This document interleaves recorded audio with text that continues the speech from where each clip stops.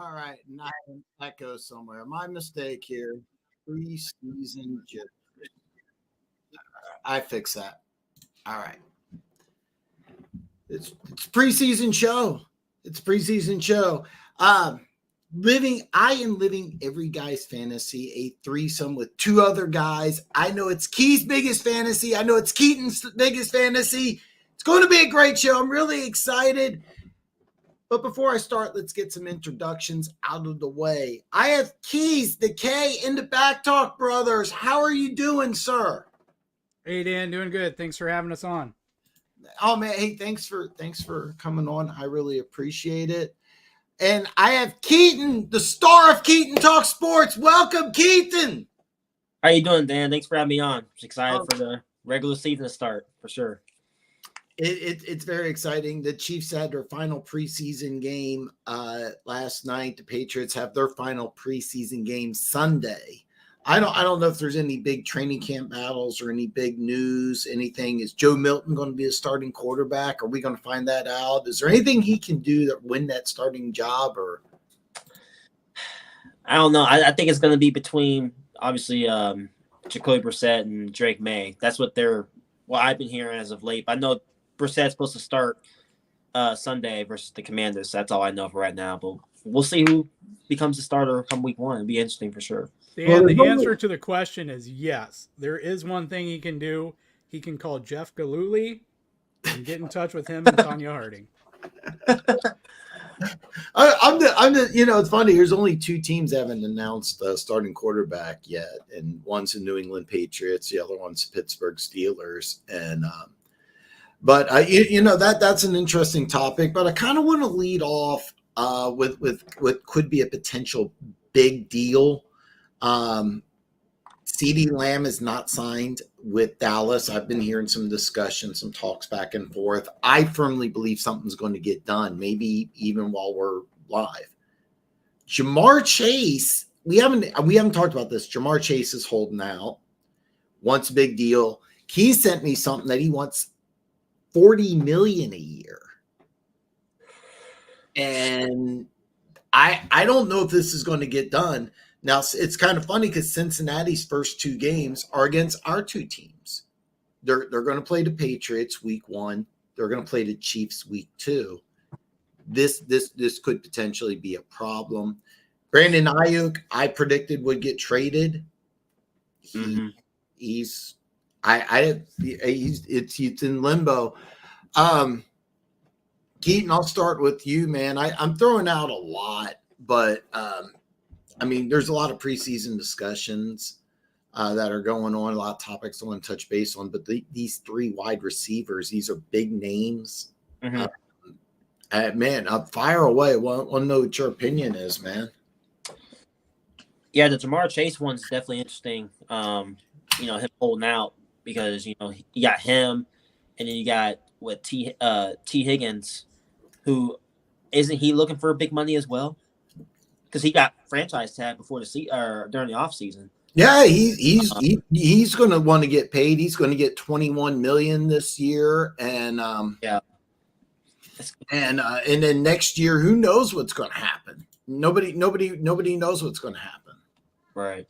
So I guess if you were to ask me, like, do I think he'll get his money? I mean, he's obviously the best player on that team. I mean, he's obviously one of the best wide receiver, if not the best wide receiver in football, who does a lot on the football field. So I definitely believe that he'll get his money. I don't know if it'll be $40 million, if it'll be less than that.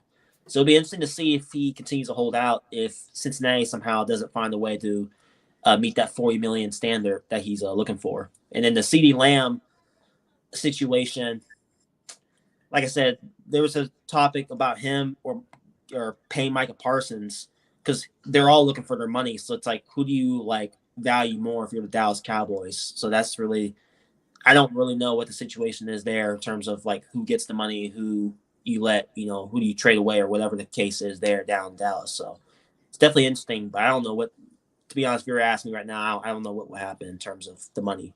You said something really interesting that I got to get Key's opinion on this. So I don't want to cut you off because I want to get all your comments in.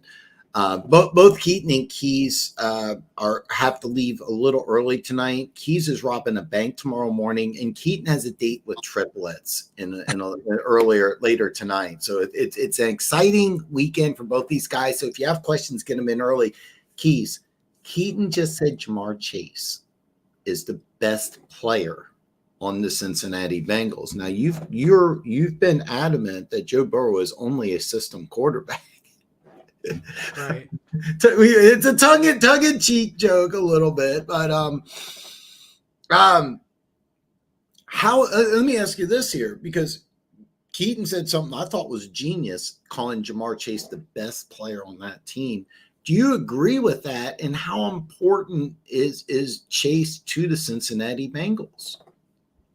Yeah, it's interesting because I was just thinking about it in my head that Chase is, because I see some similarities to Chase and Higgins, and I'm not saying like 1-to-1 for Burrow, like Justin Herbert had, and Keenan Allen and Mike Williams, right? Like Mike Williams could catch anything thrown his way, and you could throw jump balls to those guys, right? Herbert had the luxury, and it's something I wanted Kansas City to have the luxury of, is to, instead of like vertically stretching the field, height wise, which is what Herbert has had his NFL career up until coming into this season. Now he doesn't have it. And Joe Burrow has had the same thing, his career, at least a year into his career. And I got to agree with Keaton, because when I was thinking about Jamar Chase, is like, you're not quite Tyreek Hill fast, right? But if you made like a Mike Williams guy, or whoever you want to say is a good jump ball guy, Tyreek wasn't necessarily great at being a jump ball guy because he was a body catcher, right? Notorious in Kansas City for that. He couldn't go up and really do contested catches. Chase is pretty fast, and he can go up, and Burrow can throw contested, balls to him. And I've seen a Twitter thread the other night, about Bengals fans, and I think Bills fans and others going at it about the fact that how many really good throws do you actually see from Burrow, right? And like Bengals fans are like showing clips, and they're Jamar Chase highlights, right? Burrow's throwing into double coverage, but the ball's picked off if not for Jamar Chase, right? So I think Keaton's 100% correct. Like, this team and its success, not to take anything away from the system quarterback, but this team's success is Lou Anarumo and Jamar Chase. You have to pay Jamar Chase whatever he wants, in my opinion, because Burrow's job gets a hell of a lot harder. I don't know if T. Higgins is staying after this year or not. It feels like there's bad blood there. You have to pay Chase. Higgins can't even give you what Chase does. If you lose a guy who's fast and can get the jump ball, like, Burrow's job is just so much harder that, maybe they can Brady their way, into an AFC Championship game with Anarumo, bringing a Belichick-like defense, and Burrow game managing, like Brady did to get so many of his rings. But I don't know. I think you got to pay him. You have to. Somebody will pay him that. It's funny. I just wanted to make sure I had my numbers correct. And I just want to touch base here. Joe Burrow's first year in the league, 2-7-1 as a starter. The Bengals went 4-11-1. They draft Jamar Chase. They go to the Super Bowl. You could. There's a bunch of other stuff you could put in, but here's the facts. Before Chase got there, Burrow's first year, 2-7-1, 4-11-1. they draft Jamar Chase, they're in the Super Bowl. Some other things happened, but this is what happened. But it's really strange because I know I'm really kind of surprised here. Both you guys say that Chase is the best player on that team, and is Burrow. I'm sorry to cut you off, man. Oh no, you're good. I was just saying, like, just look at what Burrow has done so far in the league. Like, yeah, you can look at not just Jamar Chase's situation, but look at the offensive line. Burrow hasn't really had much protection, since he's gotten into the league. Like, you look at last year, he got knocked out in that Ravens game for the year, and somehow the Bengals were still able to finish above 500. I thought they were going to honestly, tank the rest of the year. I didn't think Browning would come in and play the way he played, but I mean, Jamar Chase, like I said, I think he deserves, that money just because of the value he brings to the table to that team. You take him off that team, they're not a playoff team. I don't think T. Higgins he's good, but he's not, Jamar Chase. Another thing is I was just reading some social media. The Bengals drafted a tackle in the second round in 2021. He was cut. So like they've been failing at drafting offensive linemen. Now I like Amarius Mims. I really like that. Do you know he's injured? He's a bit raw too. He's a bit raw. Yeah, and he had injury issues coming out of college. I liked the swing, taking the chance on the kid and everything like that. But, you've had problems building the offensive line. Burrow's off and on again. Chase is the guy. I'm going to read some of these comments, but I just want to say I'm a little surprised here. Both you guys like, hey, look, you got to pay Chase, and this is the Bengals. I don't know if you remember in the 90s, the Bengals were nicknamed the Bungles. It was just this terrible organization, couldn't do anything right. They draft players, and they had the number one pick overall. They drafted one of my all-time favorite players, Kajana Carter, first minicamp, tears his ACL, out for the whole year. And that was just kind of like the way the Bengals were. They draft a guy like he's either a complete bust or he gets hurt. Or I'm going to read some of these comments. Perry, welcome, brother, man. What's up, Perry? Perry, by the way, in the link below, I released my NFC North video. Please check it out. I got my AFC North video should be coming out Monday. It should be coming out Monday.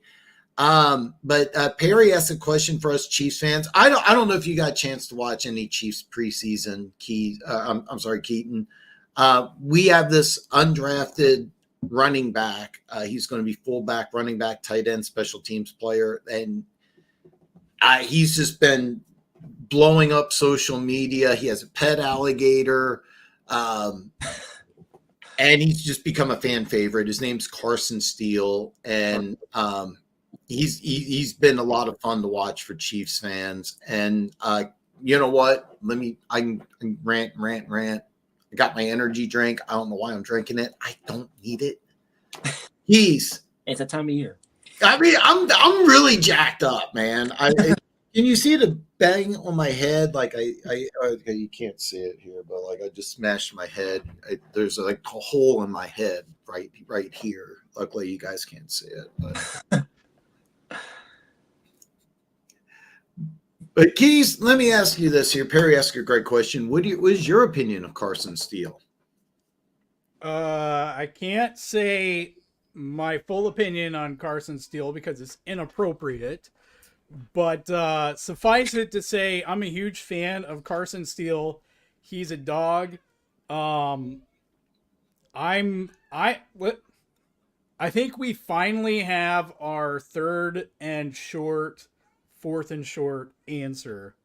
Like he's just a guy. It's like he seems like he can fall forward and still get a yard or two. And Pacheco as the lead back with Carson Steele spelling him, seems like on paper and, what we've seen in preseason, it seems like it's kind of disastrous for a defense if, especially fourth quarter, if the Chiefs actually have a lead, just like going back with those two guys just going Pacheco Steele back and forth, like I don't to me I'm super excited. Like, and I love Marty Ball, I love Mahomes Ball, Mahomes and Reed, but yeah, like the whole combination, I'm just super excited by it. He runs over guys, fun to watch. It's funny because like it's really unusual for an undrafted rookie free agent to get this type of buzz and excitement. But I think he makes the team. I think he's going to be a contributor.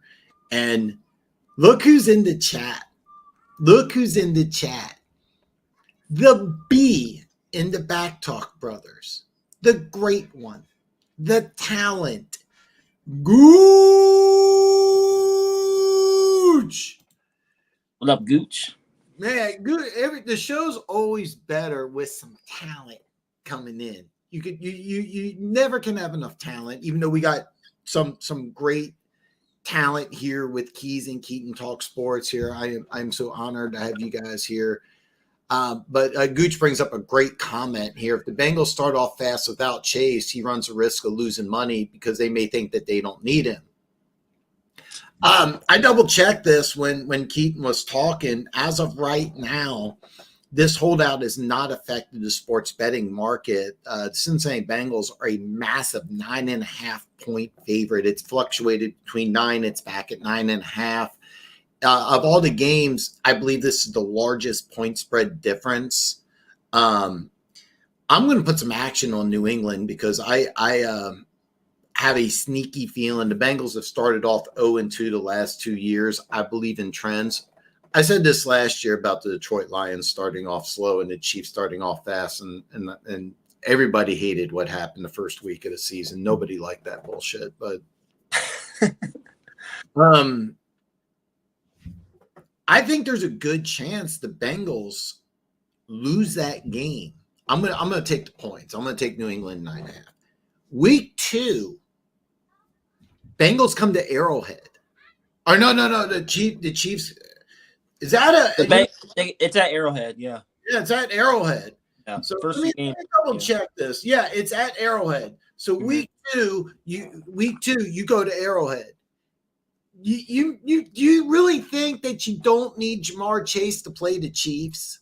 Is that really what you're going to think about? Because I'm going to tell you something. They go 0-1, and I think there's a better chance that could happen than a lot of people. I'm not going to take the money line. Sorry, Keaton. Keaton's.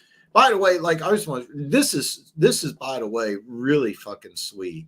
Can you mind showing that off? That Patriots shirt is badass. That is awesome. Yeah. That's pretty sweet, man. Flags in the background, you know what I'm saying? I love that.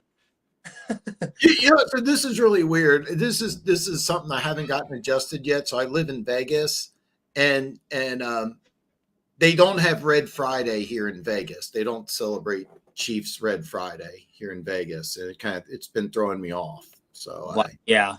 They don't have Black Friday. They don't really give a fuck out here, Interesting when y'all played them this year, the Raiders. Oh God, I cannot wait. Actually, the Raiders are playing a preseason game. I got a buddy of mine who's going to Allegiant Stadium. He's a 49ers fan. And once he found out I was a Chiefs fan, he's just like, he's been talking trash. And I'm like, oh yeah, look what we got. Yeah. What's this? What's this? Y'all play him in the regular season too. It's going to be a good game. Great game. It's going to be a good game. Yeah, right. Chiefs right after a bye, but I can't wait for the Chiefs Raiders. But I kind of want to touch base on this a little more here because Keith, this is your brother in arms here. I mean, what's the best move here? Do you really? I just kind of want to reiterate. Do you just have to pay him whatever he wants? Oh, is my question right, or is it? I want Keys. I mean, kind of. I know Keys. you already answered this, but this is your brother here, and I want to get your opinion too. I want both of you guys to kind of tag team this one here because this is a great comment. I do think so. Like, I think I wouldn't care. I'm not saying Gooch is wrong, but I wouldn't care, me as a Chiefs fan, if the Bengals thought that. I would be completely okay with that. If they thought that, And maybe they're right, but who cares? It's a lot easier for Spagnuolo and his defense if Jamar Chase isn't a Bengal moving forward. Like, to me, as a Chiefs fan, the only way it's not a win-win is if Jamar Chase, like, somehow isn't selfish and settles for like 25, 30 million a year. But that's not going to happen, so I don't have to worry about that. So it's like either way. If they don't think they can need him, somebody's going to pay him, right? Lions fans in here, it could be the Lions next year. Especially if they miss the Super Bowl again this year. If they make the NFC Championship game, why would you not go after Jamar Chase? I would. That would be a hell of a. Nobody would love to, nobody wants to see Jamar Chase on the Lions. Nobody wants to. Oh God, love him on the Patriots, but it ain't gonna happen. I mean, somebody's gonna pay him the money, right? So it's like, I think they have to. But hey, if they don't think they have to, I don't care either. Like, doesn't bother me.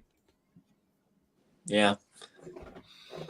Keaton, what do you think here? Let's just hypothetically say that they win week 1 without Chase. Let's just hypothetically say that. The world's worst thing happens and they come in Arrowhead and win without Chase. Do they just say, hey, forget about it? We don't need him. Like, is there a possibility of this? I mean, I would say, honestly, yeah, there is a possibility because, like, I'm looking at it from a perspective, like, yeah, we know how great Jamar Chase is, and I think the Bengals know that. But if they somehow win the first couple games without him, like I could see the Bengals maybe like thinking, okay, we can move on Chase and we can get a lot back. I mean, obviously, if the Bengals do trade Chase, you're going to get a lot back in return. It just depends on what team meets the needs to get him. But it also could be a mistake if they actually do that because, like, what if Chase leaves and then Joe Burrow takes a step back in terms of not having that weapon to rely upon at the end of the games, and then he ends up taking a bunch of sacks and all that stuff. So it's like, I think I think Joe Burrow, with him being the system quarterback, like, he kind of needs all those pieces around him to be successful, in my opinion. This is awesome. Keys is rubbing off on you. Now I got both my guys saying that Burrow is a system quarterback. Gooch is even chiming in here. Is that, by the way, if you're not aware, that LSU team that won the national championship with Joe Burrow may be the best team of all time. I mean, it's definitely in the conversation. Your number 2 receiver, your number 2 guy was Justin Jefferson. That was your number 2 guy. Jamar Chase was number 1. The number 3 receiver, he was second-round pick. I think he's with Carolina, if I remember right. I'm drawing a blank on the dude's name, but he was second-round pick a year later. Randy Moss's kid played tight end, went undrafted. CEH hasn't really, lived up to that first-round pick. I know 3 of the offensive linemen were NFL picks. Cushenberry just got a ton of money in Tennessee. The guy left tackle is a guard.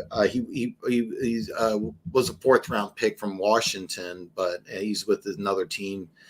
But I mean, the team's loaded. I'm not even talking about the defensive players on that team. They got a lot of NFL defensive talent on that team. But Gooch brings up a great team. I mean, the reason he wasn't, that team did suck. And they sucked when Burrow was there, but then they draft Chase. You know what they did Chase's rookie year? They went to the Super Bowl. That AFC Championship game was horrible. Everybody hated it. It was the worst thing that ever happened. Coming into Arrowhead, winning in overtime? What kind of bullshit is that? I mean, nobody likes that shit, man. It is ironic that the 2 times, like, you could say the Bengals had to rebuild, right? Rebuild the defense. Defensive side, Burrow was injured. Mm-hmm. Yeah. I'm not saying he wasn't injured last year, but he definitely got, if he was legit injured, he got super lucky because I think there would have been a lot of scrutiny last year as Lou Anarumo had to rebuild that defense. So they got to blame a lot of things on Burrow's injury that really was going to still be the way it was. with Burrow being healthy. Yeah, and this also goes back to the draft. I'm glad Perry brought this up because he goes, "Hey, Gooch and Hatter House, the Bengals took a big risk on Mims, and the whole Bengals draft was risk reward types. You're right." And one of the things that the Bengals did is that I was talking to my buddy Tim. He has a fantasy football draft where they draft defensive players, and he's like, "Dan, I think I'm going to go after Bates." And I said, "Hey, look, you can go after Simmons too in Atlanta. That's also a big time player." But when the Bengals lost Bates, that defense, they didn't have a replacement. Matter of fact, Daxton Hill, the guy they drafted to replace him, they're moving him to corner because he wasn't able to do the job. I mean, so the Bengals let go of some of their defensive players. I give credit to Amaruno for holding that defense together. Now Miles Murphy is banged up. He's going to be out, I think, 4 to 6 weeks. Again, nobody cares about these problems that the Bengals are having because it's still 9.5 point spread against the Patriots for week 1. Just a little betting advice. You may want to take the Patriots, and 9.5 is a big number, man. That's all I'm saying. I mean, Burrow too. Like, you know what I'm saying? He's coming back from. I mean, how's he going to look in week 1? I mean, if he gets routed, I mean, Patriots defense. I'm telling you, it's going to be a top 5 unit in football.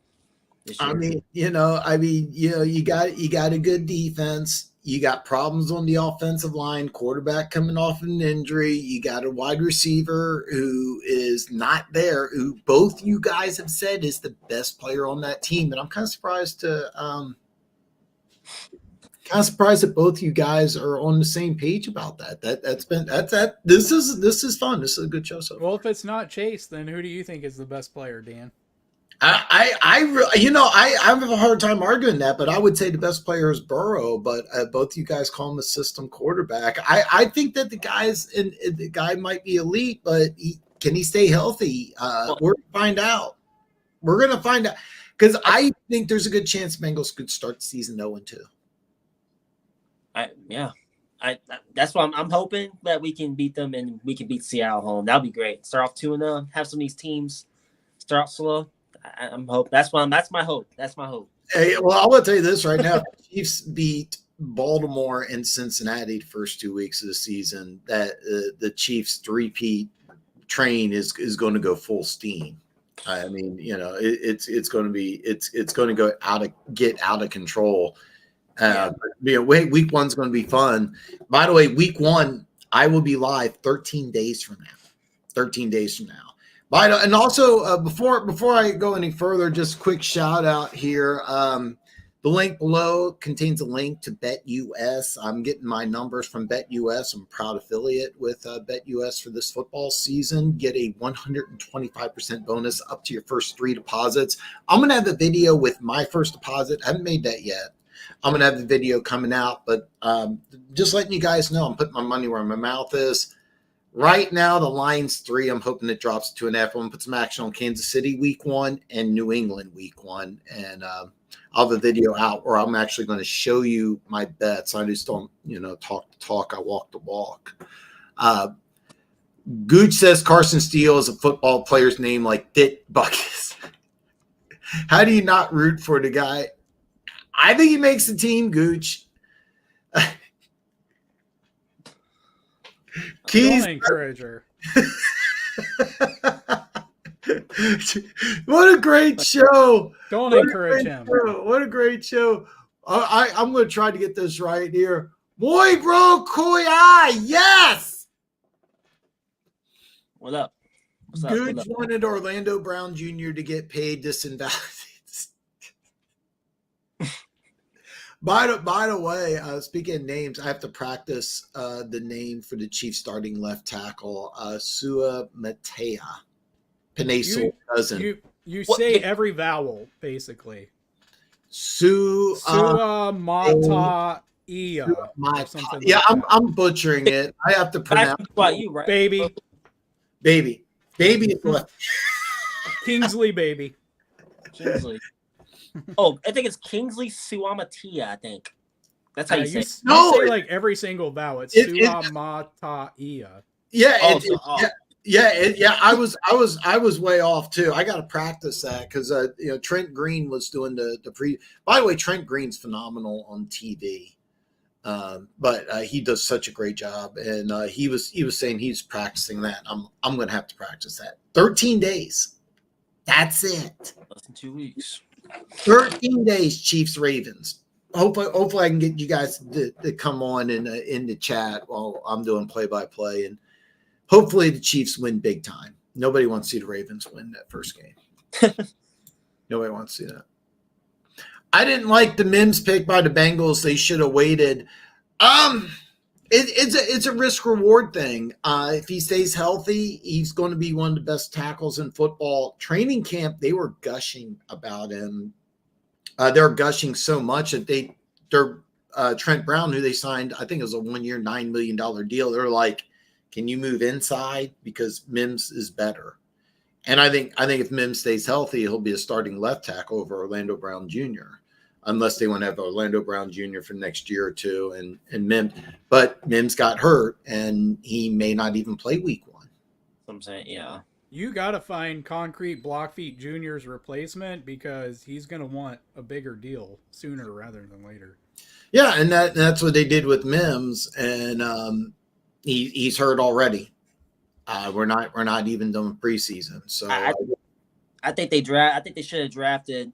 I think they drafted the wrong tackle, in my opinion. Because I think they should have drafted either Fatanu or name. I think Fatanu. I have to go back. I think Fatanu was already gone, but Guyton is the starting left tackle for the Cowboys, and that would have been a plug and play, in my opinion. Yeah, I think Fatanu was already gone. I think he was already gone. I could be wrong about that.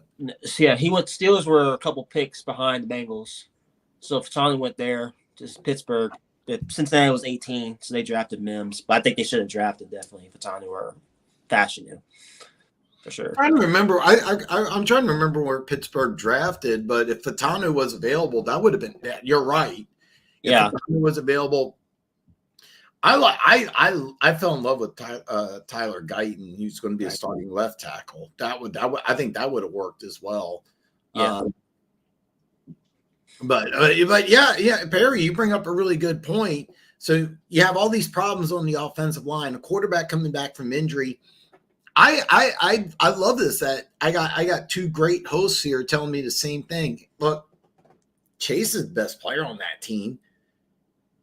Burrow's a system quarterback. You have an offensive line with problems, and then you're boom, you got the point here.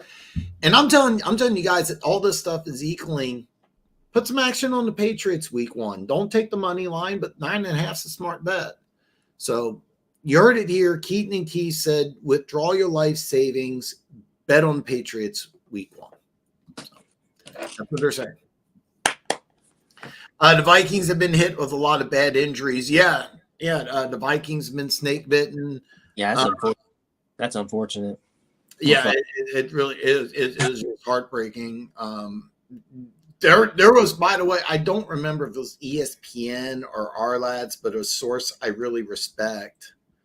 It might have been both of them. Had Kyrie Jackson as the starting cornerback, a 4th-round pick. So I mean, that's just awful. But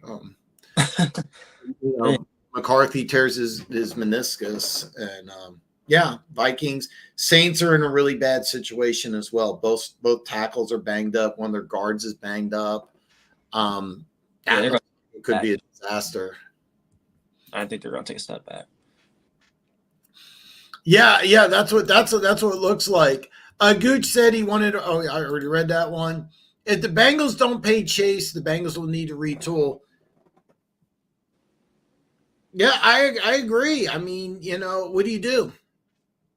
I think what you could do if Kyle Shanahan gets fired, you can let Chase walk and bring Kyle Shanahan in, and I think that can be the difference. You never know. I mean, the Bengals have been one of these organizations that has kind of dropped the ball over the years. I thought they did a smart move in paying Burrow, but dropping the ball here with Chase. Hey, look, I'm gonna tell you this right now. I don't want to see Chase in the Bengals uniform week 2. So Where he? I mean, that's the real question. Like, what team would he actually like get? It'd be a lot of fun because I have to double check here, but I think he's under that rookie deal. I mean, would you really want to trade him? I mean, you could get a lot for him, but I mean, you're not getting it until next year, right? Unless exactly. the other team's throwing in, a pretty legit player. Yeah. I don't know. Maybe so. Hey, what happens if he doesn't play week 1 and the Bengals lose? If you're the Bengals going into week 2, does playing Kansas City, does that give Chase more leverage? I think so. Yeah. I think so. I do. Let's just have some fun here. Let's just say they win week 1. You're going to Arrowhead, and I still think you have leverage, because let's say the only way you don't have leverage, the only way is if you start off 2-0 and you beat the Chiefs without Chase. And I don't think it's going to happen. I seriously, I'm looking at this game against the Patriots. I'm looking at good defense. I'm looking at banged up offensive line, a quarterback coming off an injury, and your number one weapon not even being there, and a team that started slow the last couple of years. I could also look, it's human nature, and me and you saw this firsthand. When teams play the Chiefs, they treat it like it's their Super Bowl. Is there a possibility that the Bengals are going, it's home opener? We're focused more on week 2 when we play the Chiefs, not on the 4-win Patriots. Hey, like that, I could see that.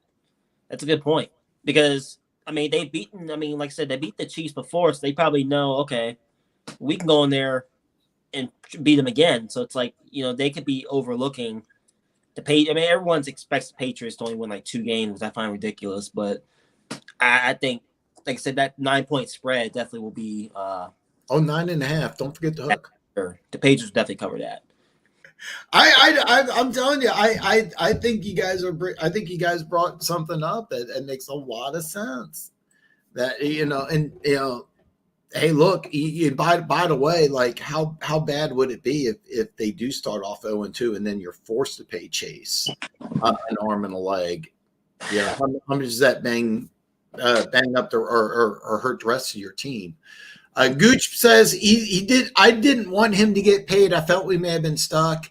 And any Chiefs fan that wanted Donovan Smith and think he may be an upgrade, Mahomes cures a lot in the backfield. Yeah, I didn't feel like Donovan Smith. Baby, the Chiefs' new starting left tackle, though, will be an upgrade over Donovan Smith, and I think could be a potential superstar. Really, really like this kid. Little raw, but he's looked pretty good in preseason so far. 6'6". Yeah. If the Bengals are not going to pay him, they should trade him. You want a lot of trade capital in 2025. And by the way, speaking of trade capital, I do want to talk about this. You brought this up earlier, and I want to know what these guys' opinions are here. And I'm going to start with Keaton here. A very rare interdivisional trade. Jahan Dotson and a 5th rounder is going from Washington to Philly, and Washington in return will get a 3rd rounder and 2 7th rounders. I'm going to repeat this again because after I said it, it sounded very confusing. All right, it sounded very confusing. So Dotson's what position? He's a receiver. He was a former 1st-round pick just 2 years ago. Mm-hmm. Penn State, a player I liked, but I didn't think he should have been a 1st-round pick. But Washington gets rid of a former 1st-round pick, a receiver. Mm-hmm. And they're going to send Jamar Dotson and a 5th-round pick to Philly, an NFC East team in the division. Philly's going to kick back a 3rd and 2 7th-round picks. Wow. I should have had something. I should have had something showing a visual aid of this, because as I'm saying it, it still sounds confusing. But hopefully you guys got it. Hopefully you guys have seen the trade. Keaton, man, It's a lot to unpack, man. And by the way, I know we still probably need to talk about CD Lamb, but Perry brought this up earlier, and I do want to talk about it. It's an interesting trade, man. I want to know your thoughts.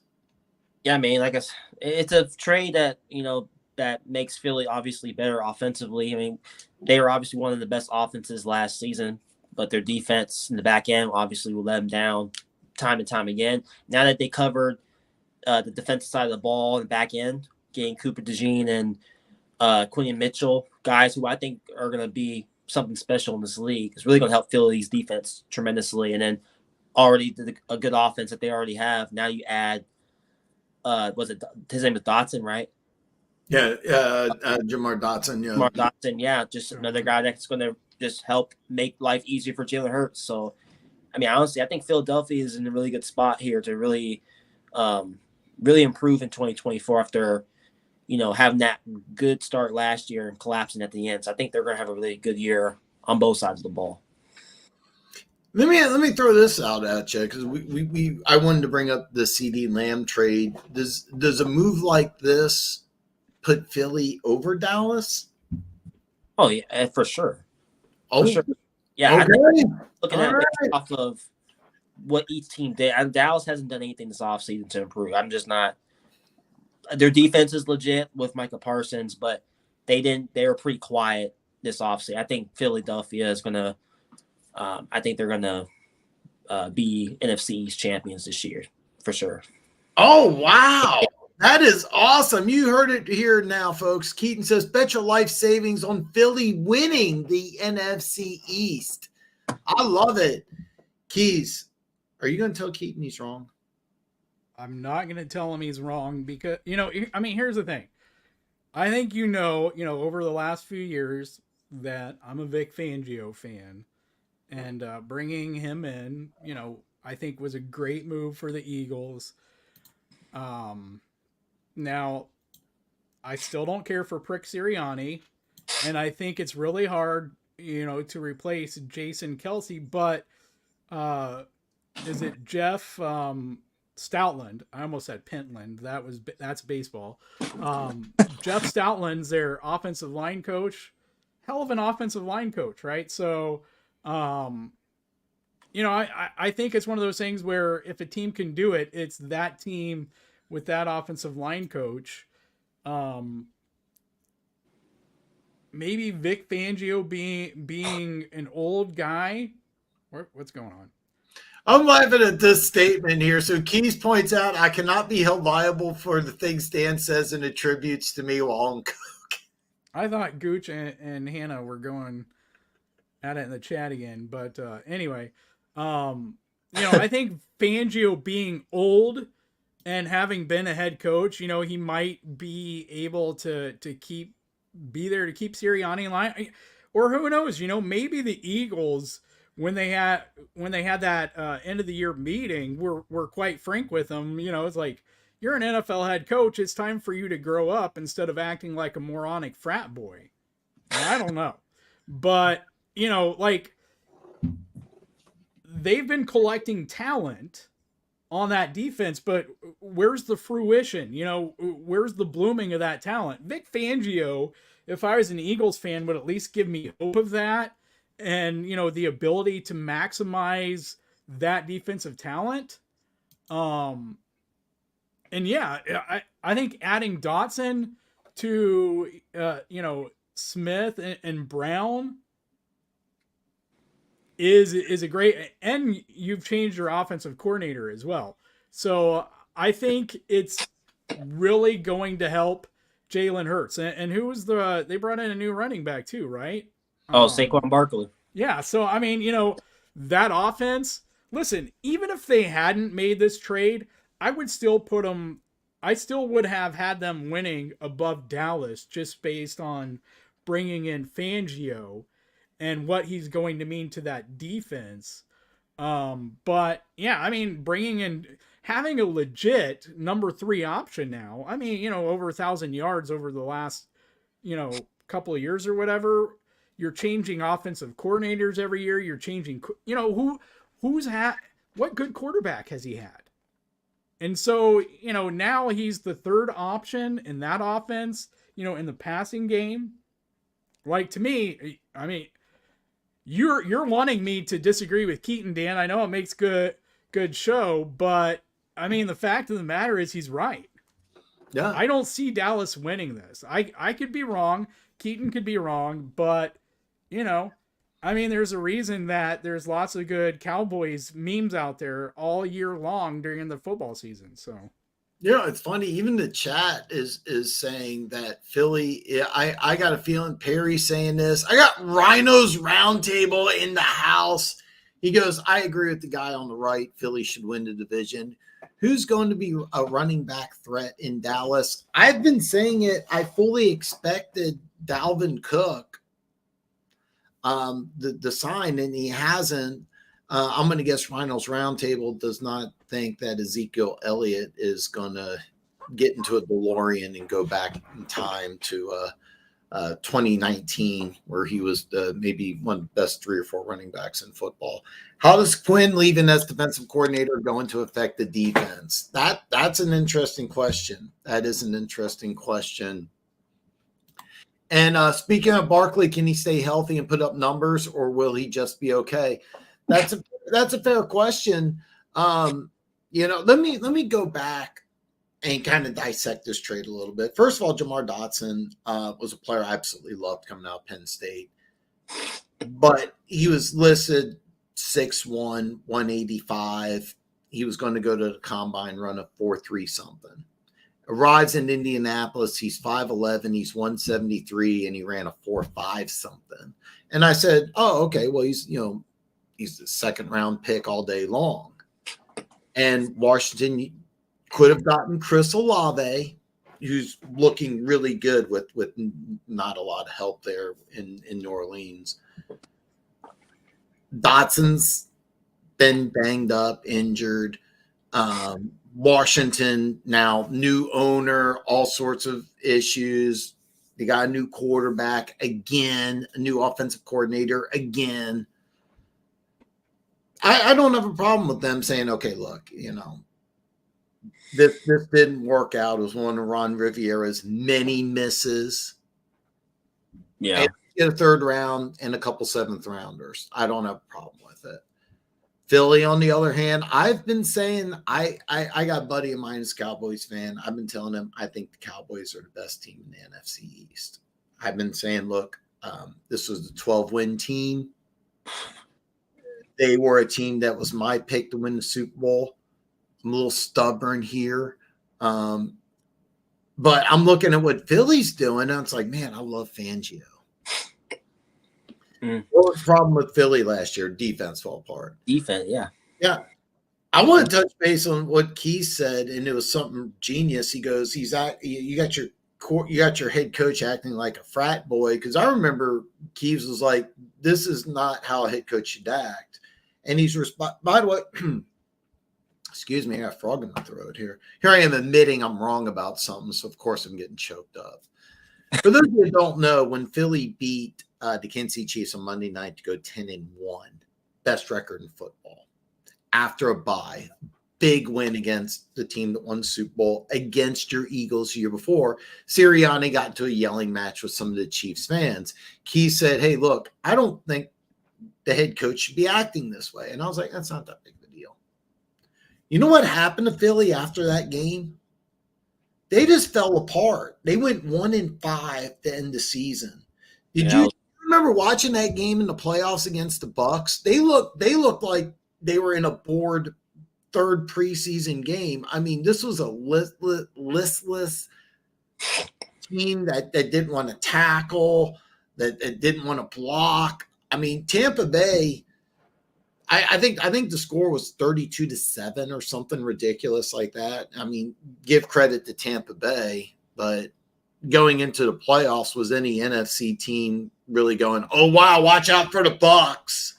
I mean, were people really saying that? No, it just, I watched the Philly team just melt down and quit on themselves. And they had reason not to, Dan. You knew, basically everyone knew this was likely Jason Kelsey's last season. Yeah, Fletcher And Cox. he's a hell of a leader, and they still wouldn't rally around those guys. You have Kelsey. Yeah. By the way, that's another thing I do want to talk about.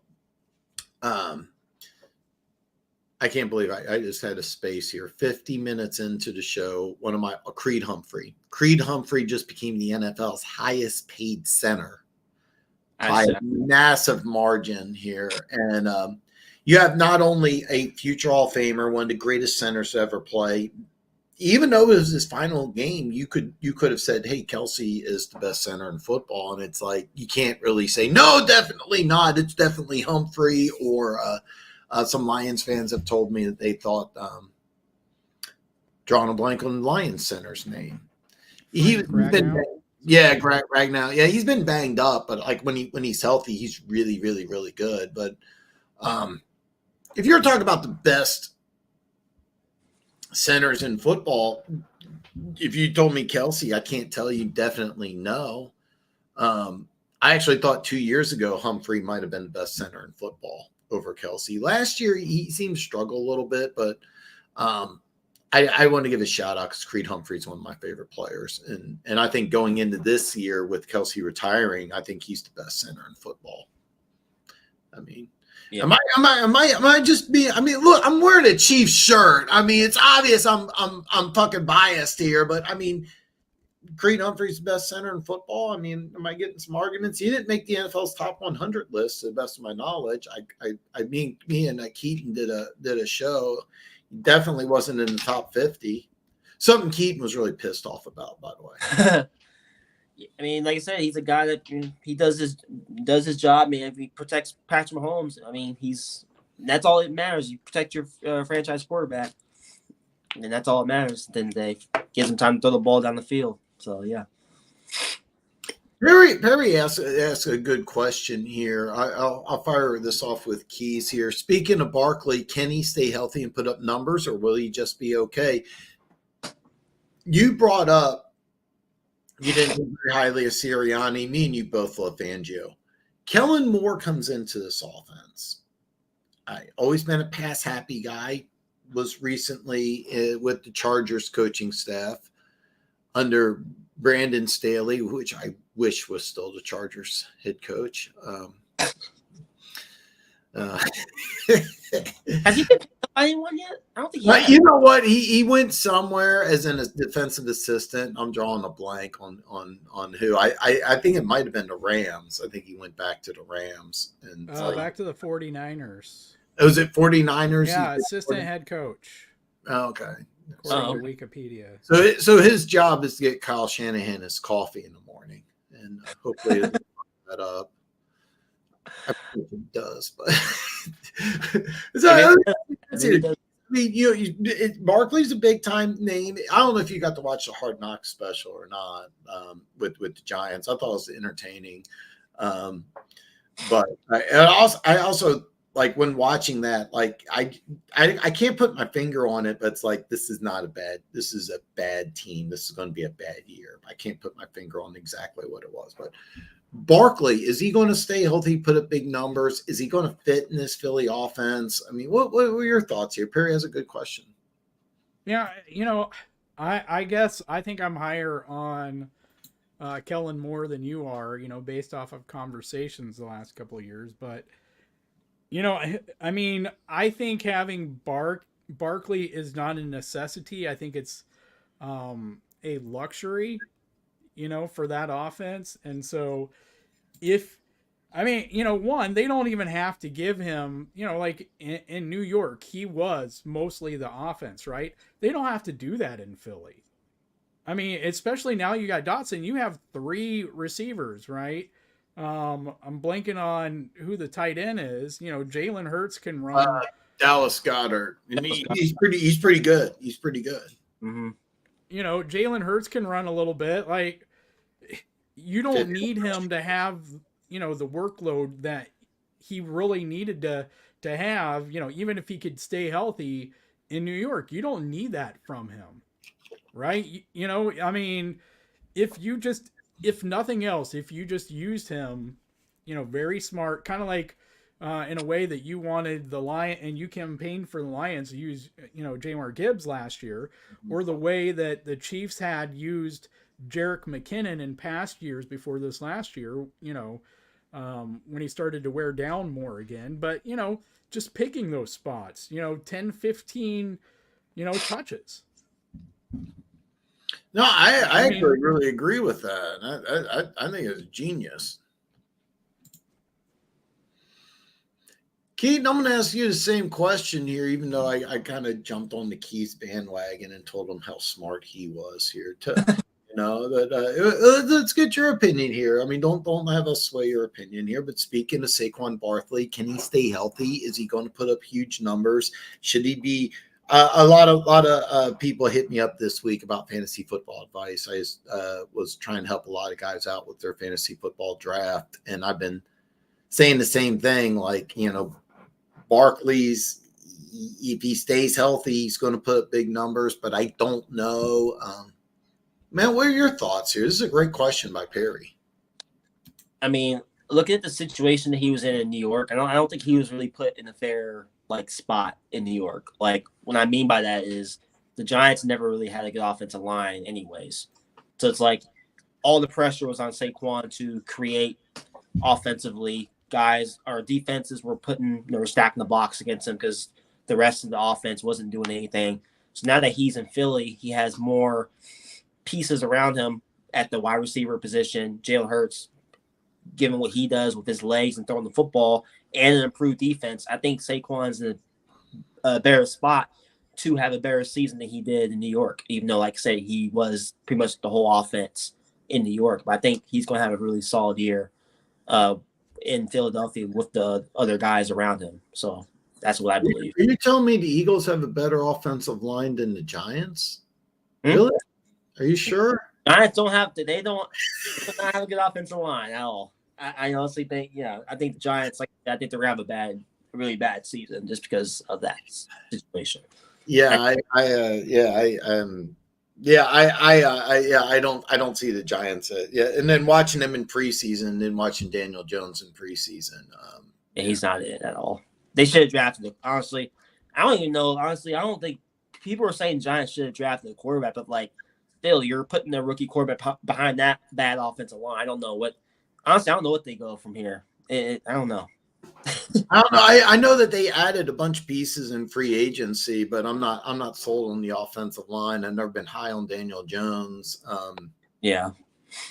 I like the Neighbors pick. I'm kind of excited to see what Neighbors does there, but Only spark. Yeah.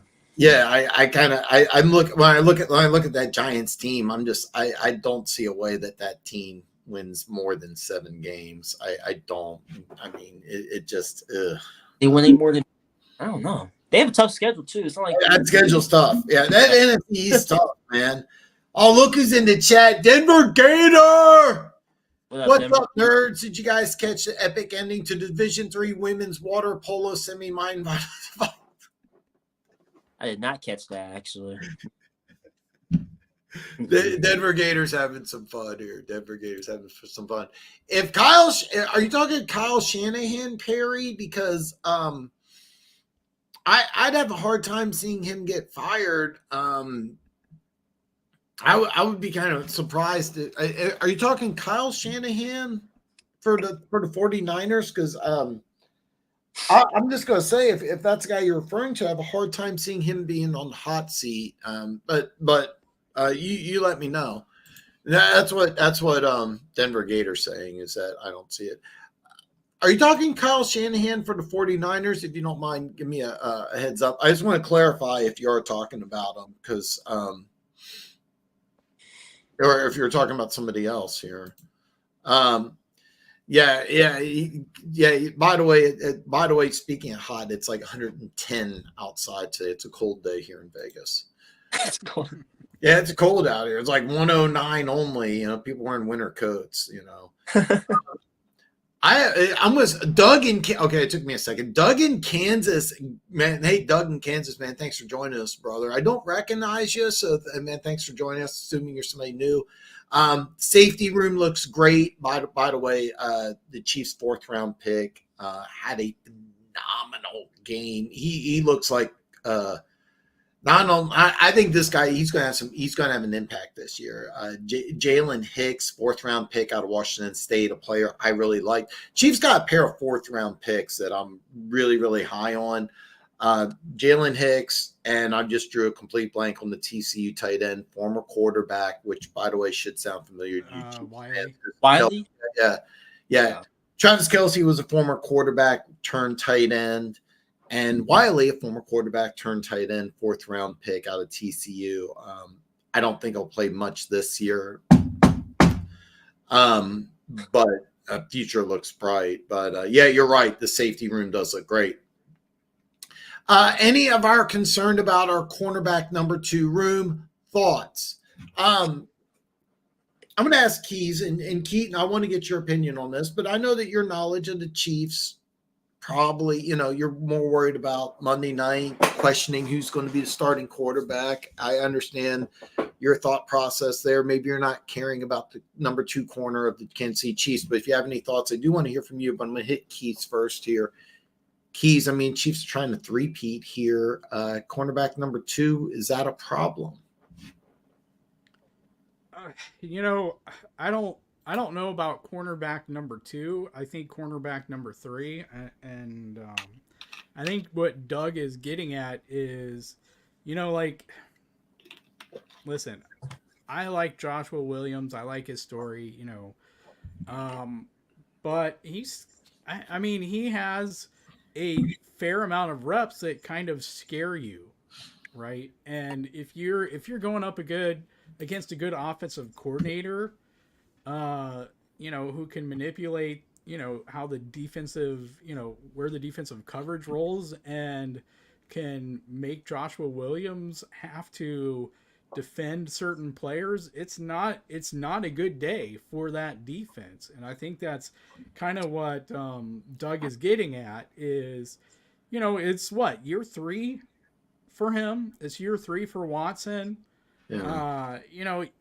Haven't seen a huge leap forward for these guys, and it's like McDuffie is great, and the more you hear about L'Jarius Sneed and his knee, it's almost like a Juju situation last year when the wide receiver room was struggling. It's like you couldn't be the Patriots and pay Juju because you knew what his knee was like.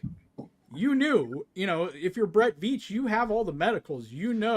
How they were having to, nurse it along.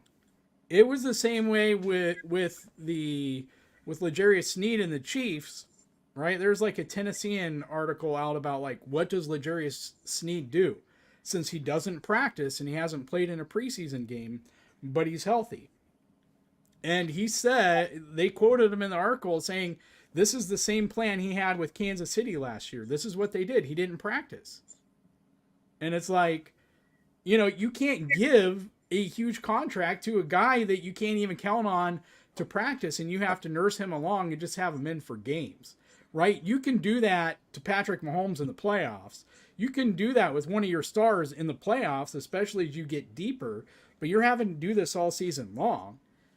So I understand where Doug's concern is, because especially if you're watching that Bears game last night, the CV room, the second and third string and on wasn't necessarily looking great. But Kelvin Joseph did redeem himself a little bit later in the game. So, I think there's just going to be some hiccups along the way, but the Chiefs might have one of the best DB coaches in the game, and Spags isn't too shabby, with DBs himself. So, yeah, I'm going to be honest. Oh, actually, let me before I chime in here, Keaton, man. Actually, I got another question here. Juju Smith-Schuster cut by Pittsburgh. Would you welcome him back into New England? Like, would this be somebody that like you would want? You know what? I'm sorry. I got my teams mixed up here. Juju Smith-Schuster was released by New England, not by Pittsburgh. I got confused. I got my wires crossed. Ignore that part completely. Sorry about that.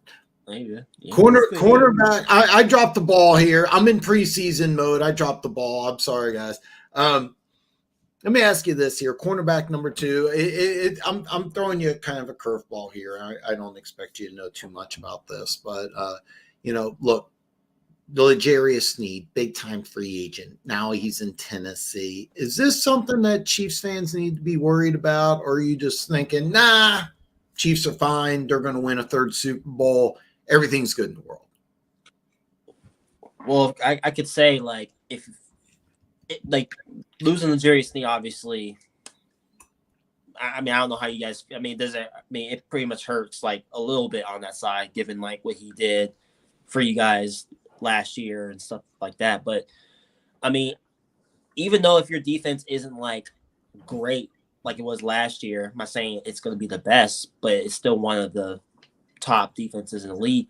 I mean, your offense can offset the defense basically with all the talent that they have on that side. So, like, I mean, my opinion is just as long as you have Patrick Mahomes, Andy Reid on the sidelines, you guys have a chance to win pretty much every single game, despite if the defense is, like, say, if they have a little hiccup on their side of the ball. But who knows? Like, who knows who may step up on that side of the ball?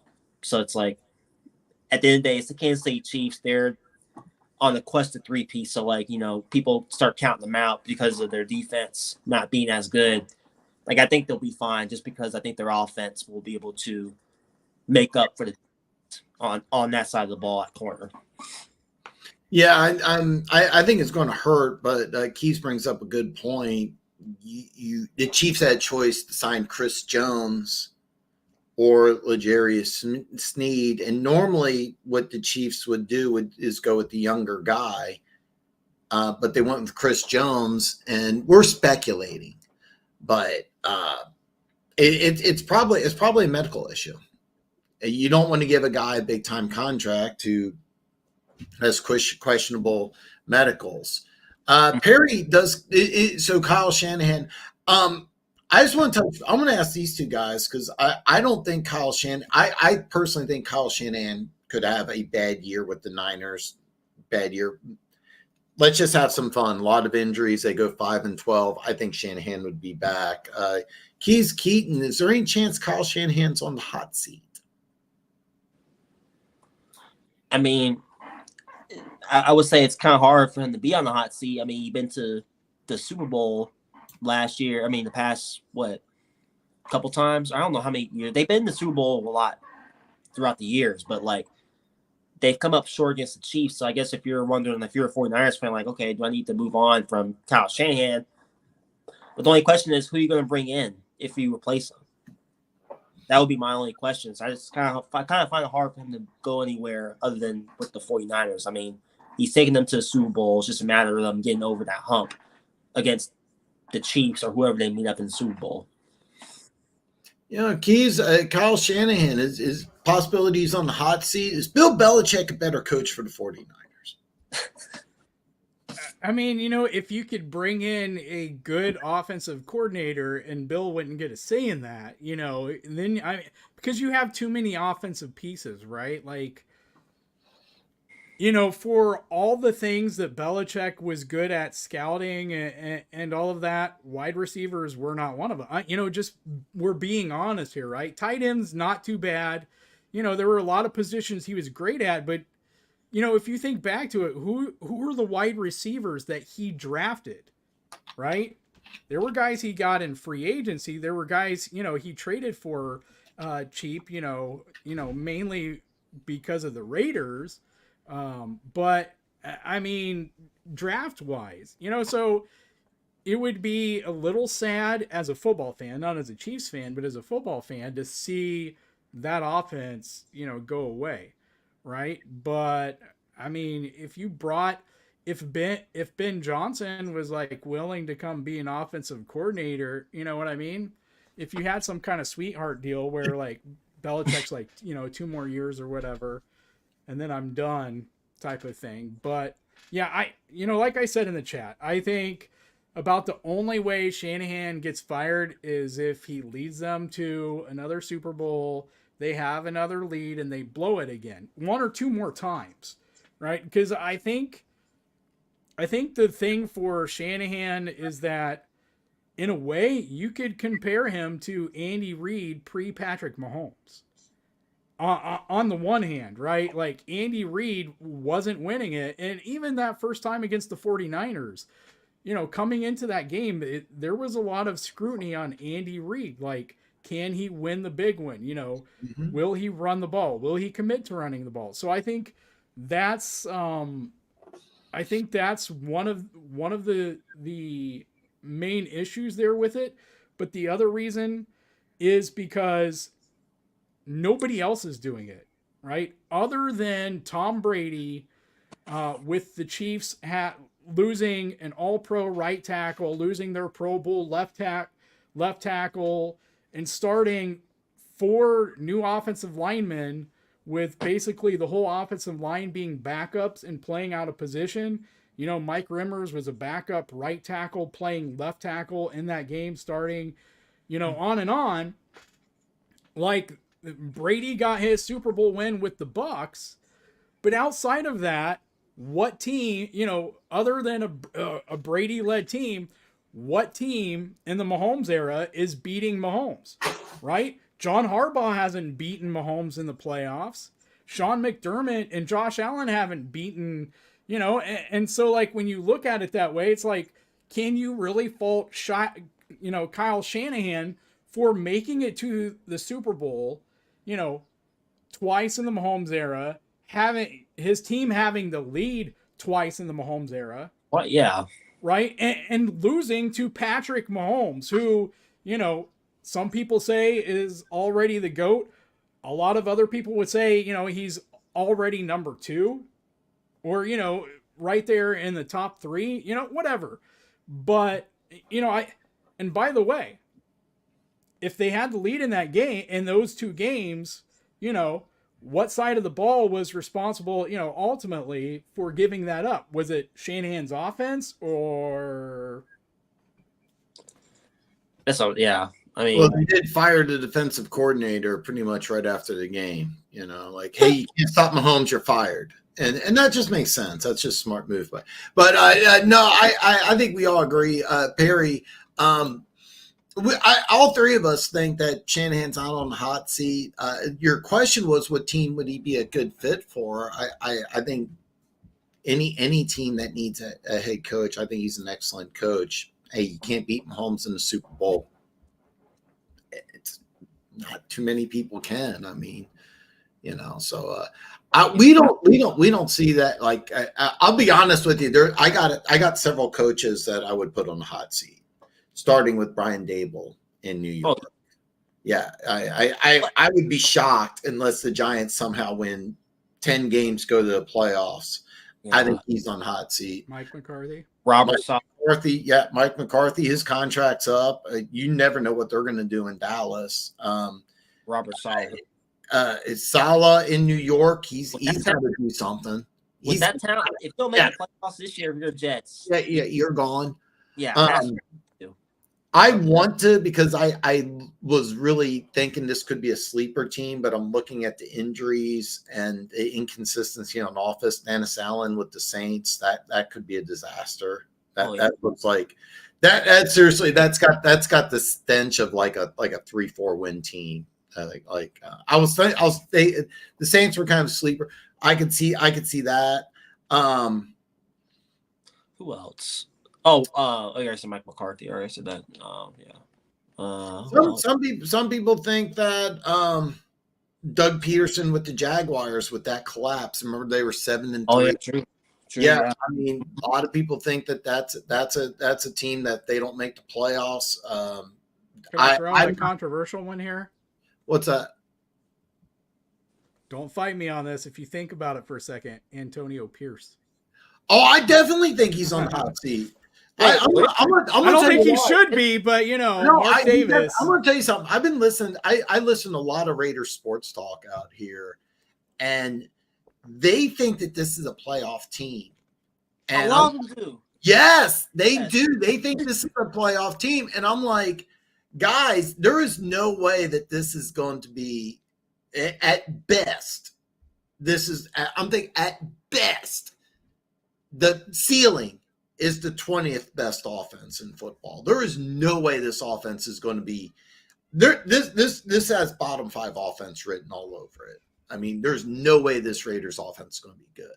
I mean, Wilkins and Crosby together, though. The defense is good. Yeah. Oh yeah. This team has a good. This team has a good defense, but I mean, and I keep hearing like Minshew. The popular thing is Minshew's put up almost the same numbers as Trevor Lawrence. And it's like, look, you can dive into stats all you like. There's a clear difference between Trevor Lawrence and Gardner Minshew. I like Minshew. Don't get me wrong. I like Minshew a lot. Is he getting you past the Kansas City Chiefs? Yeah, good luck. Aiden O'Connell. I like Aiden O'Connell. I think he should be the starter. And that by the way, I said the 2 teams that didn't announce their starting quarterback. I have no idea who's starting quarterback for Raiders, and the reason why I don't know that is because I really don't care. But because it doesn't matter. That offense is going to suck. I don't care about Bowers and all the hype about him. I think Devontae Adams will be moved at the trade deadline. That's an unpopular take. But Keys, I think you're right, because I think this Raiders team is not going to have a winning record. And you got Vrabel out there, you got Bill Belichick out there, and there's going to be another coach who gets fired. College coaches are wanting to come into the NFL. Other coaches that are on the hot seat. Who? Kevin Stefanski from the Browns? Yeah. Possibly. Yeah. I mean, who knows what Cleveland's going to do? But I mean, we just fired off about, I think, 7 names. But Shanahan, I don't think it's one of them here. A little shout out to Keaton's fan here. I don't like him. Well, hey, up here. Hey, listen, he's got 3 girls ready to go tonight. So I mean, give him some credit. I can stay on longer. I'm chilling. All right. Who will be cornerback number 1 and number 2 this season? Keys kind of answered number 2. It's going to be Kelvin Joseph, probably. The Chiefs, I think, are going to kind of rotate, but Trent McDuffie's number 1, but I think number 2 could kind of rotate. Keys, am I wrong here? I think Joseph's probably going to be number 2, but you're going to see different guys kind of fill that number 2. But I mean, one's McDuffie, obviously. But. I think it's between Watson and maybe Joseph. Did we see Watson? I think he was in for a couple plays. Yeah, he was in for the Bears, but I don't know exactly how many snaps he was in, but I would think I would think it's Watson. But it could be Joseph, but man, I mean, he had 2 penalties in back-to-back plays. I want to say, and I just can't trust Joshua Williams. I love Williams too, man. But, I was expecting more out of Najee Johnson, and I know he's coming back from injury, and so maybe there's some rust to shake off there. But, before he got injured last year, there was talks about him being, getting those reps behind L'Jarius Sneed and Trent McDuffie. Like, he was the next guy in line getting those reps, drafted as a safety. But, they like those guys. Najee Johnson, if he can come back to what he was, what they were seeing before that injury, and if Chamari Connor can start where he ended in the Super Bowl, you have 2 guys, who are going to really add versatility, with that kind of that position where you're playing your safeties wherever you want. You can have them as the nickel. You can, what I mean? Like it just allows Spags, especially with his zones, like to do a lot of special things. So, outside cornerbacks, I'm concerned. I love McDuffie. I haven't seen as much as I want to out of Watson and Williams. Like, and if Gooch was still here, there was a big thing about, his height. And I pointed out, but he still has a big vertical for a shorter guy. But it still makes me nervous. His size still makes me nervous. If L'Jarius Sneed didn't have such a drastic, to me, it's a bad knee injury. It's why you didn't get more for him in the trade, and why he didn't get more money than what he did is he because did get a lot of money, by the way. Tennessee gave him a lot of money. He didn't get as much as AJ Terrell got. Tyson Campbell got more money than him in Jacksonville, and I saw that contract, and I was like, "What the fuck is Jacksonville doing?" I should watch my language, but I can say the F word. All right, we can do it. You know what I mean? Like if he had a full if his medicals were fully clear and he was fully healthy, I would pay him the most of any cornerback in the NFL. Just from all the versatility I've seen from him, and especially continued to grow year after year after year and add more to his arsenal. So to me, I don't like paying guys that much, but if he was healthy, I would have been 100% for paying him. And so, yeah.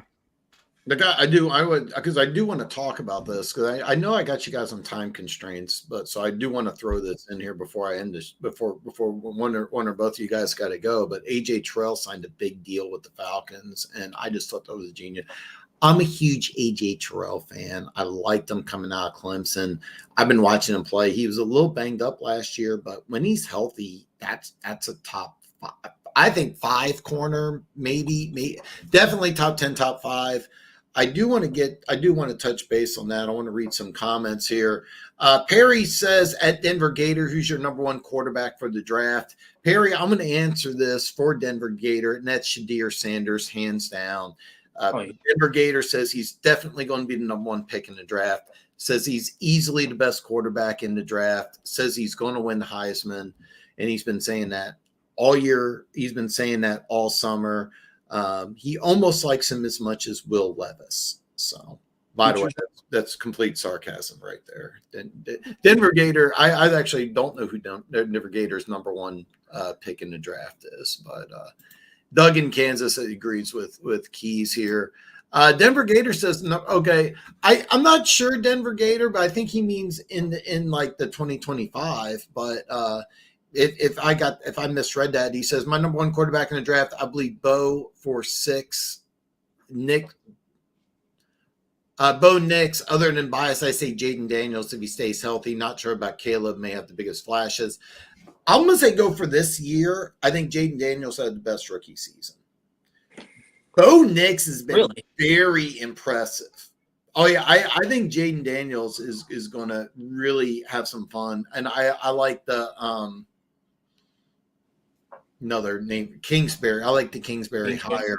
Yeah, I think so. I think Daniels had the best rookie season. I like what I've seen out of Bo Nix so far, and Caleb's going to have those highlight reels, but I mean that interior offensive line scary. Like, and we'll have to find out because I mean we'll find out. It'll be interesting, but I was under the impression when he asked that, I thought he was talking about coming into 2025. But if Perry meant this year, Bo Nix, Jaden Daniels, and Caleb Williams is last, according to Denver Gator. I think Watson got banged up in the league, and I'm going to read some more comments here. My opinion, Chris Jones is the best defensive tackle in the league, period. I hope he's the best defensive tackle in the league this year. I really, really, really, really hope so. He's good. He's really good, man. I think next contract hurt the 49ers bad. Prices with old players don't help Brandon A. I do want to touch base on this too. This is one thing. And then I before I read some more comments, I want to touch base on. I want to get my 2 guest stars thoughts on this here. Brandon Ayuk, BA, whatever. I was fully expecting when I did this show, we would be talking about him as a Steeler, Patriot in Washington. I thought he would be gone. He's in limbo. I'll start off with Keaton here. What's going to happen here? I mean, I'm kind of just, same reaction as you. I thought he would be like a Steeler by now because I thought that was obviously a team that can, that would best suit him with all the other wide receivers they have on that team. But, at this point, he's probably going to be a Niner come the season. I don't know what else to say about the situation. It's been dragging on for a while now. It's just like, I don't know. There's people think that he's a diva and all that stuff. So, like, I don't know. I think he's going to be a Niner come the season. I think it's it's the right fit for him. But, I thought he would be a Steeler as well. Just, I can't really think of any other. The Patriots obviously were in rumors to get him, but just doesn't fit the current timeline of our team with us being in the rebuild right now. So, I think he's going to be a Niner come week 1. Okay. Keys here. Is Keaton right? Hey, listen, I think I told you 2 weeks ago, right? Is it Pretty Ricky or whatever? Oh, Ricky Purcell. Yeah, Pretty Ricky. No, Pretty Ricky or whatever, the Twitter account with the dog face. I like that. Has had all the inside information. You guys know who I'm talking about? I thought you were talking about Ricky Purcell, the Niners. I thought you were referring to Ricky Purcell, the Niners first round. I'm talking about the Twitter account that showed up out of nowhere during the offseason and was like ahead of Adam Schefter and everybody on reporting a whole lot of crap. Right. So, but I thought he said it's still going to go down at some point, and Ayuk is going to the Steelers. Like, he's been pretty insistent on that. So, I don't know. I certainly don't care to see it, but hey, if it weakens the 49ers, I don't really care because I still don't believe in the Steelers enough in that division that I don't think Ayuk helps them get past the Ravens or the Bengals. At least this year, if they get rid of their best player, maybe next year. I don't know. We're so late in the season, like we're so late in the preseason that it's hard to imagine, right? Because the 49ers are still competing. So, like, you talked about Ricky Purcell, unless you really see a lot from him, and maybe they have, right? Because it didn't bother them. Well, I'm sure it bothered them, but they didn't hesitate to trade Trey Lance when Kyle Shanahan, brought in Brock Purdy and knew then that he was the best quarterback on that team, and they eventually trade Trey Lance. So, maybe they will. But to me, I wouldn't at this point, because what are you getting back that's going to help your team now? Those draft picks are nice, in March or April, which is why those kinds of trades are usually made in March or April. But how's it going to help your team now? Because you have a core that's getting older. Trent Williams is getting older, right? How many seasons does he have left? George Kittle is getting older. Your defense is getting older. Yeah, and you have, how many more chances? Some people think they're going to take a step back. It's how many more opportunities you're going to have to get to the Super Bowl. Like, it's not like NFC's getting better. Like, the Rams, I think they're coming, even though they lost, what's his name, Aaron Donald. I like the Fisk pickup and then the Jared Verse pickup. I think they're going to be solid on that side. So, it's not going to be easy for the 49ers to get back to that Super Bowl. So, they have to try to take advantage of that window, because I think the window is starting to close slightly. Yeah, so I touched base on this. Ricky Purcell has been banged up. He's been banged up. Apparently, he's been limited in practices. Apparently, he can play, but he's been injured in training camp. I think that's been part of the issue. I believe that. I have no idea why. Apparently, Pittsburgh, the trade is there, the cap is there, so like he can get the contract. I don't know what you heard, Keaton, but what I heard was that New England was willing to give Ayuk the contract he wanted. The trade compensation was on point. It just Ayoc said, no, I don't want to go to New England. I kind of understand that. Which I get that situation. I get why he doesn't want. I mean, he doesn't want to be part of a rebuild and all that. Which I can dig with that. Like, but like I don't think he fits in. Like I like Brandon Ayuk. I think he does improve. Obviously, Patriots in terms of that number one receiver, but like he just doesn't fit in the timeline. Like I said, with us being in a rebuild, new coach, like it's just a matter of what he wants to be. Does he want to be in a winning situation? Like I think he should stay in San Francisco. I mean, he's been in the Super Bowl and all that stuff. I mean, that's probably the best shot of you, or that team gives him the best shot to win. Yeah, I know. I don't think he's the type of player that Jamar Chase is or CeeDee Lamb is. I don't think I think he's in a completely different tier of receiver. He's not the Tyreek Hill or CeeDee Lamb or Justin Jefferson or Jamar Chase. I don't even think he's in the same tier as Amon-Ra. You Lions fans may get mad that I'm calling Amon-Ra lesser. I'm not at all. It's just I think there's a top tier of receivers, and I don't think Brandon Ayuk has ever been that top tier dude. I mean, I think if healthy, I think Deebo Samuel's a better player, but I think. If I'm Brandon Ayuk, if it was all about money, go to New England. I mean, you're the number one dude there. Drake May's a talented kid. I mean, is he ready now? Probably not. But like in a year or two from now, who knows how good May could be? He could also fall prey like Mac Jones and be traded for a bag of chips next year. You never know. But I thought he would be a Steeler. I really did. It makes a lot of sense to me. But heard the Commanders too, but I don't know how. Yeah, I mean, well, so he played college ball with Jaden Daniels at Arizona State, and they're good friends.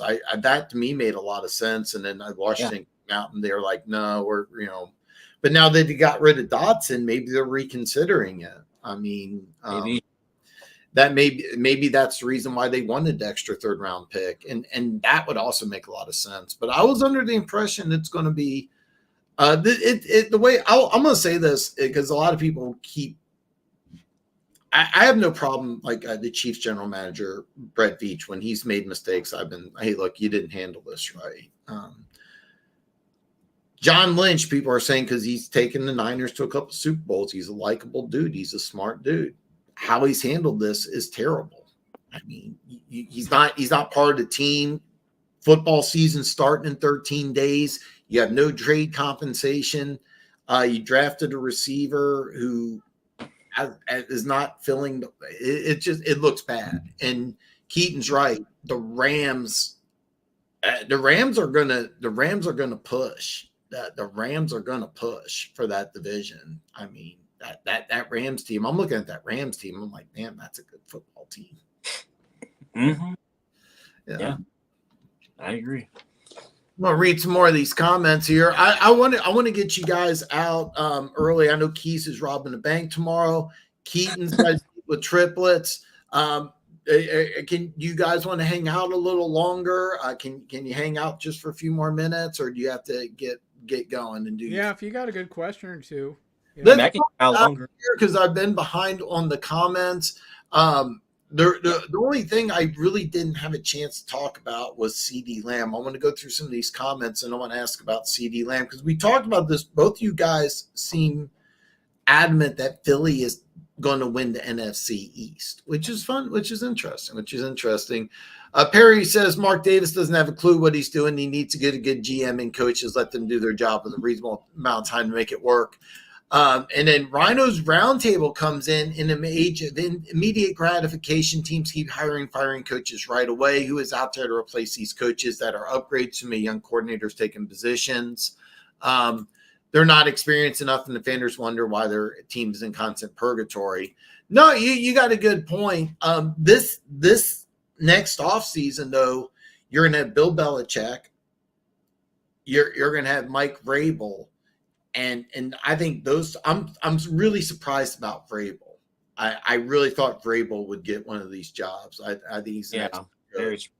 Yeah, and I've been adamant about this, even though I haven't done my AFC North South video yet. I've been saying all off season, like Tennessee looks like square peg round hole all over. And I think that if that team ends up falling apart and being a bad team, even though Denver Gator don't get mad, I don't think Will Levis is going to elevate that team to where they want to go. And I think losing Vrabel is going to hurt. So I think Vrabel, who's hanging out in Cleveland right now, would be an excellent fit. And I think he'll be one of these head coaches in 2025. Belichick too, yeah. Yeah, Belichick, I'm not really sure. This is a good question. I'm going to read some of these comments, but Doug in Kansas, I want to get both these guys' opinion here. But I'm gonna come back to this. Do you think McDuffie can have a Snead-like season from last year? I'm gonna touch base on this one too. I'm gonna make sure I get all the comments here. That's a great point. Tomlin and Reed are like the last of the dying breed since Bill left. You're right. The Jags overpaid too many guys. That Tyson Campbell contract made no sense. They gave him, I mean, I didn't even think he was a top 10 corner, and they gave him crazy money, almost the same amount of money the Falcons gave AJ Terrell. I'm at a loss. That Tyson Campbell contract, yeah. They got to win, because if they don't, Peterson could be Doug Peterson could be on the hot seat. Can Williams survive a bad season, or will sink and the pressure destroyed him like Fields? That's a great question. That's a great question. Keaton, man, let's hear the answer, brother. What is your opinion here? Can Caleb Williams survive a bad season? I'm looking at what the Bears, I mean, obviously what they did this offseason. Like, if you were to ask me what rookie quarterback is in a good situation right now between Caleb Williams, Drake May, Jaden Daniels, like, can you say that Caleb Williams isn't that good? Not saying, I'm talking about the talent around him at the wide receiver spot for him to throw the ball to. Like, can you say that he's in a good situation in that aspect? I personally, I love Keenan Allen. I like DJ Moore. And it's kind of funny because there was a question here. Let me see if I saved it. Doug in Kansas. Romo Duze was my favorite player. That was my favorite player. But I think he's got the weapons. I don't think he has the offensive line. And the way he played in college indicates that I don't see him staying healthy for 17 games. Yeah, I don't know. I mean, it's kind of hard to predict just because you just don't know what these guys can do. I mean, like, I don't. That's a good question, honestly. But like, I'm just looking at, like, I think he does have the pieces around him. Like, it's not like you're in like Tennessee or one of these bad teams that just doesn't have talent around it. If he was in like New England, or if he was in like one of these, the Giants, for example, I'm glad the Giants didn't take him, because that would have been a disaster. Like, because they have a bad offensive line as well. But I mean, I think Caleb Williams, I think the Bears honestly will be. I mean, they were 7-10 last year. They might be around the same record, maybe even a game better this year. Like, I don't think they're a playoff team right away. A lot of the Bears fans think they're a 12-win team. I'm not going that far yet. Like, I mean, you're talking about winning the NFC North, but no, I can't go that far right now. I got to see how the offensive line, plays out. See how Caleb Williams does, but we'll see what happens. It's kind of hard to predict right now. Keys, can Caleb Williams survive a bad season, or is he just going to fall apart, or is he the savior there in Chicago?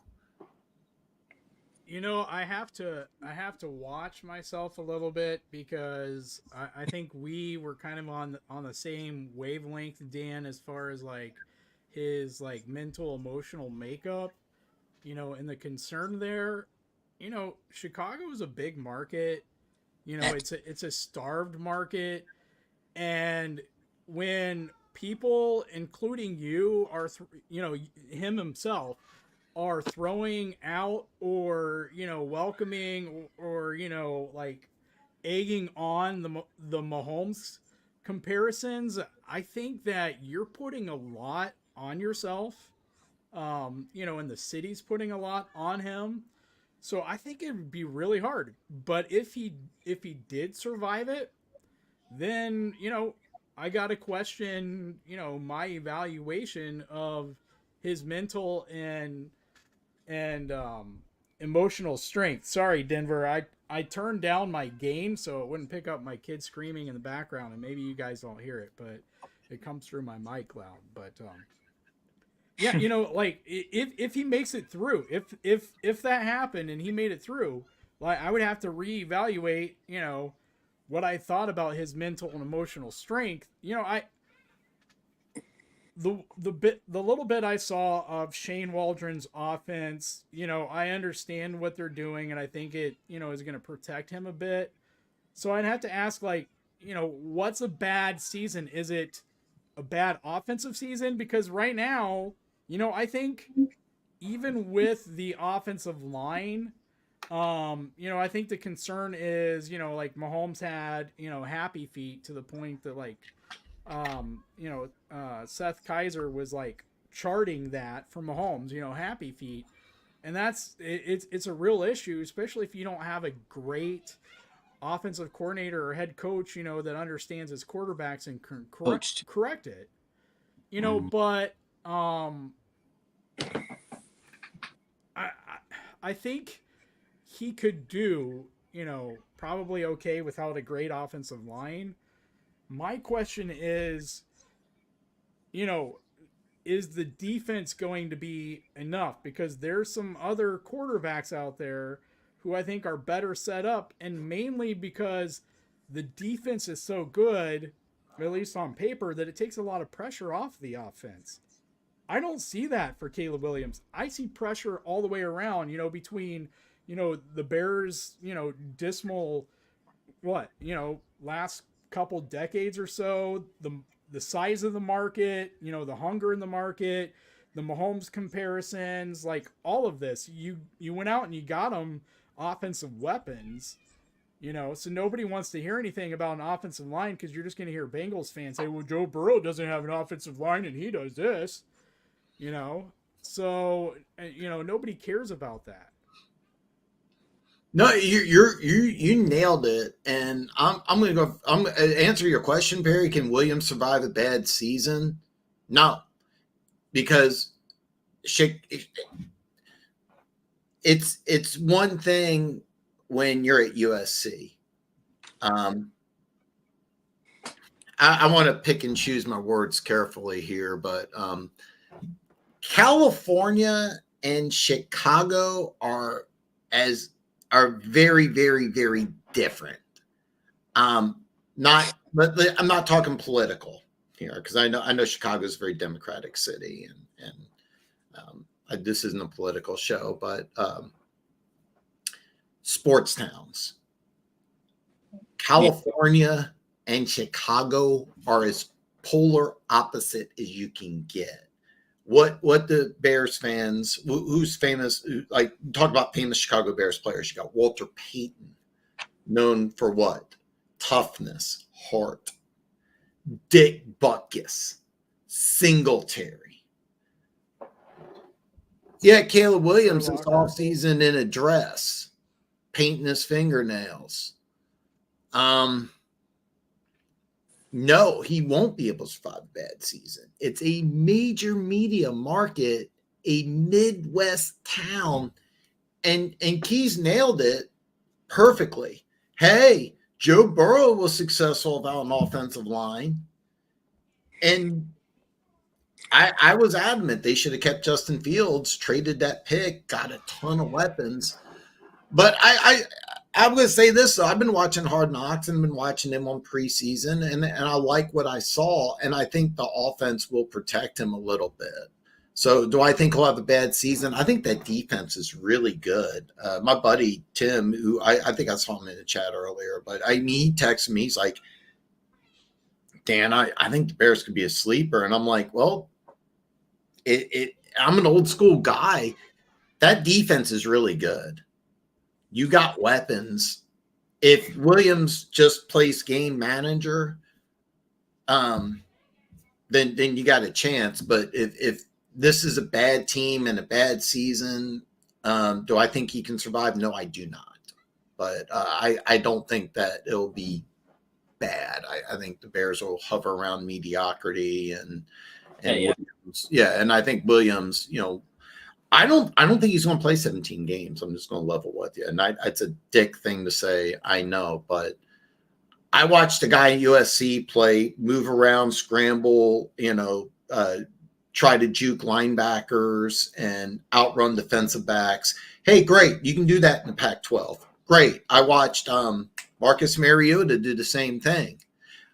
I'll be honest with you. I watched Marcus. You go back, watch Marcus Mariota at Oregon and tell me you don't see a guy that can do a lot of the same things as Caleb Williams. Won Heisman, deserved to win Heisman. What's Marcus Mariota doing in the NFL right now? He's a backup quarterback. Yeah. There's a good reason for that. And I'm telling you right now, go ahead and try to stiff arm a middle linebacker in the NFL. Yeah, you can do that in the Pac-10. That's great. Go ahead and stiff arm the middle linebacker, do a twist, run around to the backside of the field. Great. That worked at USC. It's not going to work in the NFL. If you play game manager, move the sticks, just try to score 24 points a game, you can do that with the Bears defense. But to answer your question, can Williams survive a bad season? No. Do you think that he can actually make the season without getting bored? And this, it wouldn't be a dig on him, right? Because I think back, there was a year or so where Patrick Mahomes, what was it, like 2019 or so, when teams just like turned up the volume on the amount of two shells that they were showing him, right? Yeah. And like there was a time when Mahomes looked bored. You know what I'm saying? And it's like, I think Waldron's got a good offense from what I saw, and you could see the ways that they were wanting to protect him. But Caleb Williams did not look. What I saw of him this preseason, okay, stay with me here, all right? I don't want to lose anyone when I say this, but he did not look good running an offense. No, I agree. When the play, he looked great when he broke out of the pocket and made a play, kind of like Mahomes can do. Like, he had a hell of a pass, 100%. That pass on the sideline he threw was a hell of a pass, right? He made it was accurate, strong arm, the way he was moving. It was an absolute, physical, athletically, it was a very beautiful play. But outside of that, he did not look good. Like, he did not, even with that offense looking like it was set up to give him training wheels, like, he did not look like he was capable of, not breaking the... And again, I'm not saying it wasn't, kind of what we saw from earlier Mahomes, but, he's starting. He's starting year one, and all those expectations are there. So that would be my question is, because, Shane Waldron, he made Geno, he helped Geno Smith out. I'm not going to say he made Geno Smith look better, but, certainly that offense, helped. It was a good fit for Geno, but Andy Reid is a different animal, as far as being known as the quarterback guru, to where you can handle. And Patrick, make no mistake, people out there, because Patrick Mahomes grew up in a locker room. His father was a professional baseball player. His godfather is was a professional baseball player. He grew up against celebrity, in locker rooms with celebrity athletes, with the Yankees, with the Cubs, I think with the Braves. So, he was around some really good players, really good managers. He's a different guy when it comes to coaching, being coached. So I'm just curious, with Waldron's offense, if Caleb Williams, at least in year one, how that marriage is going to go as far as, will he get bored with it? So, It's funny. Patrick Mahomes got to not only sit for a whole year, he also had Alex Smith. If you watch Hard Knocks, and there's two things I found interesting about Hard Knocks, and this is kind of the two minor negatives and very ticky-tacky things. But in the quarterback room, Caleb Williams sits on one side. The other three quarterbacks all sit on the other side. And none of like when Patrick Mahomes came here his rookie year, he looked up to Alex Smith. Alex Smith is like, hey, this is how you break down a playbook. Hey, this is how you conduct yourself in interviews. Hey, this is how you conduct yourself breaking down game film. And that was major. Patrick Mahomes has gone out of his way to say, hey, I'm not the same guy without Alex Smith. Do you really see I watched Hard Knocks, and none of those three guys are mentoring Caleb Williams. Those two, either Brett Rippon, I can't remember the other guy, they're fighting for the number 3 spot. That Tyson Bagent kid, that can play. Mm-hmm. That's a quarterback. I think if I'm Tyson Bagent, I'm doing everything I can because I'm looking at this team going, hey, you know what? That Waldron offense, I can do, because in a structured offense, I think you're 100% correct, Keys. I think Caleb Williams struggles. I don't think he can go through progressions. And I think he's going to struggle with that all year. I think when the play breaks down and his natural athleticism takes over, he can play sandlot ball. Tyson Bagent can operate that offense.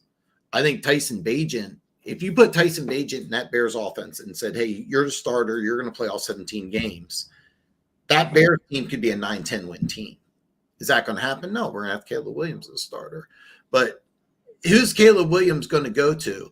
Another thing I noticed, and this is very ticky-tacky, they showed Caleb Williams talking to Eberflus one-on-one. Every single time they do it on the Netflix show, Caleb Williams has his arms crossed like this. And I used to want to be a professional poker player. So this is why I take it. So I used to study body language and things like that. When you have your arms crossed, it's usually like a defensive mechanism. Like you're not comfortable, you're at odds. It's and I wonder if Caleb Williams is kind of like not. By then. Yeah. I'm glad you said it because I couldn't think of the right words. It kind of just doesn't feel like he's like, these guys might not be here next year. Very good chance. By the way, Bears win 5 games. Eberflus very well could be gone. All that offensive coaching staff could be gone.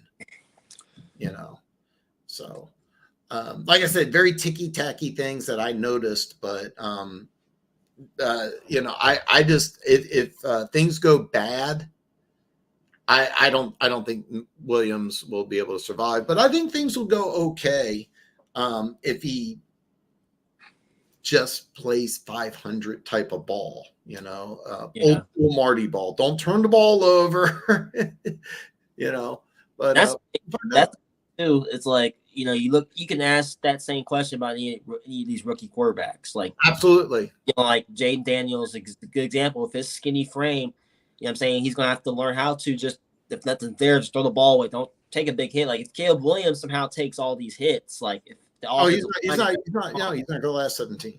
That's what I'm saying.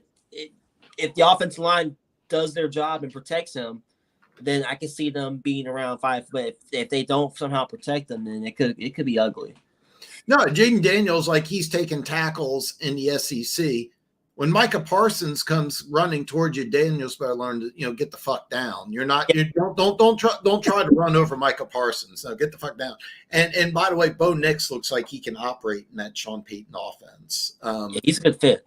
I like that fit. I kind of like that fit. I think Denver's not going to be a contender to knock out Kansas City this year, but I like what Denver's doing. I think they're going to hover around 500 as well.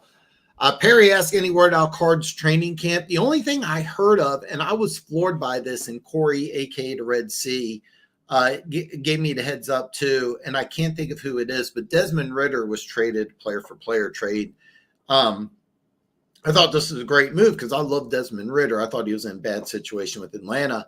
he's actually fighting for that number 2 quarterback spot. And I thought that he was locked and loaded. And I don't know who the 3rd string quarterback is for the Cardinals. He's actually getting the start tonight, not Kyler Murray. So apparently there's a big battle in that number 2 spot for the Arizona Cardinals. And I think that's key because Kyler Murray's missed, about 10 games last year.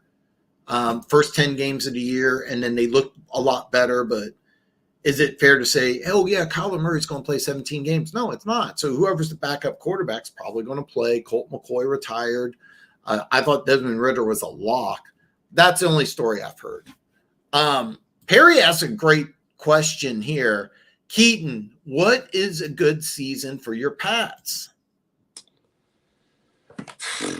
Like I said, our defense, like I said, I think our defense should be top 5 in all football. It's just going to be a matter of what our offense can do. What can our offense do? We have Jerome Mayo, first-year coach, Drake May or Jacoby Brissett.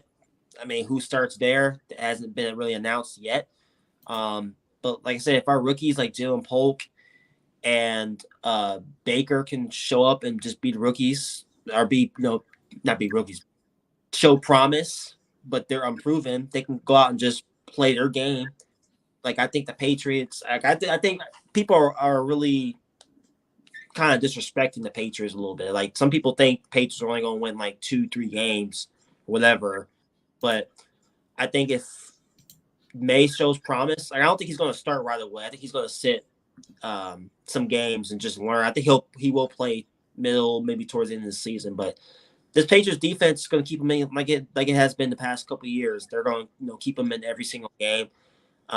It's just going to be a matter of what can the offense do on a consistent basis. So I'm excited to see what Jerome Mayo does in his first year. I'm excited to see what Alex Panvel, our offensive coordinator, cooks up on the offense and stuff like that. But as long as our defense continues to do their part, it's just a matter of, like I said, can our offense be consistent on a weekend basis? So we'll see. But we're in a tough division as well, so we pretty much understand what we're against. But it's just, man, I think our first 2 games, I think we do have a chance to start off potentially 2-0. Like, Cincinnati normally starts off slow each and every year. Seattle has they pretty much have a new coaching staff. Love the defensive coordinator that they have. What's his name? Mike McDonald from the Ravens. So, their defense is going to be legit, but how good is their offense going to be? So I'm excited to see what we can do this season. I think it's going to be an interesting one for sure.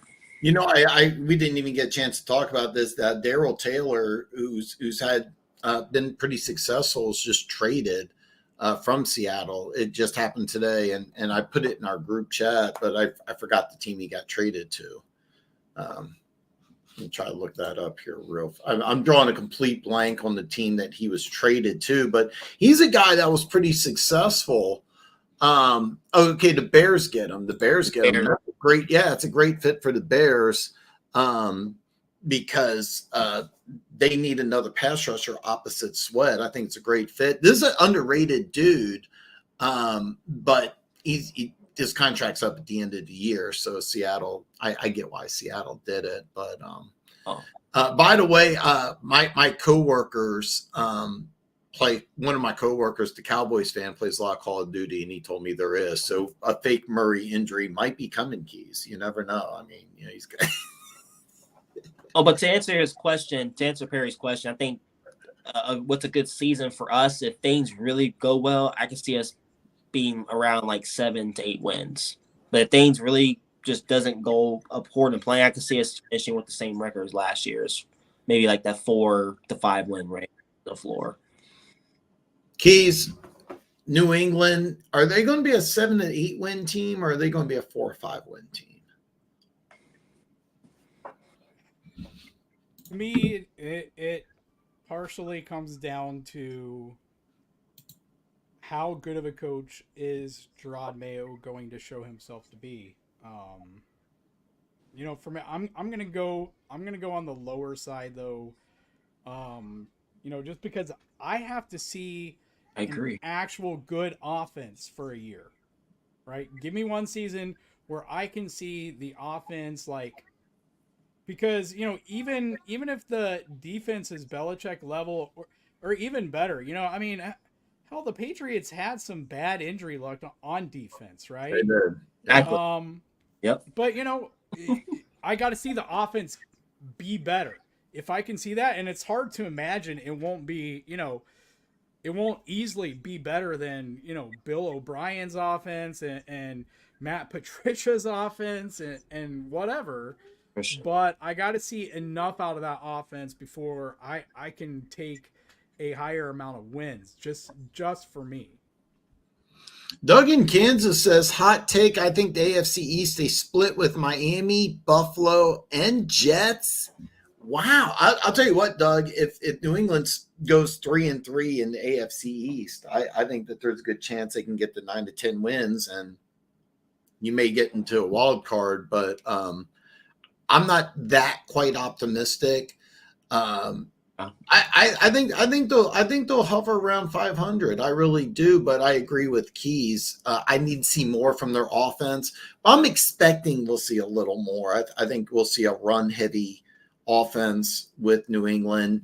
Knock on wood, the offensive line will improve, because the offensive line the last couple of years in New England has been just awful.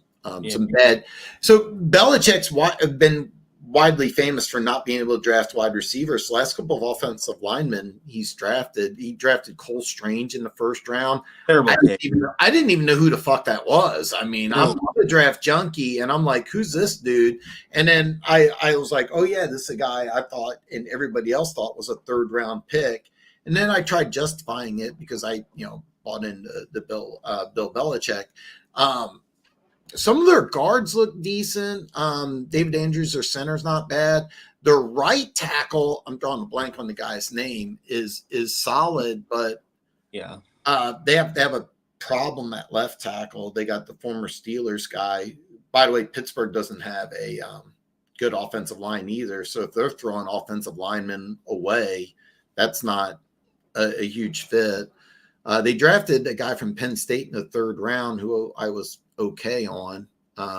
Wallace. Yeah, he might have to start, and if that's the case, I'm not really sure. But the offensive line, I'm looking at improvement. Sidney Sal, the other guard, is a guy I was really, really high on. I really liked him, but I thought it might take a year or two for everything to come together.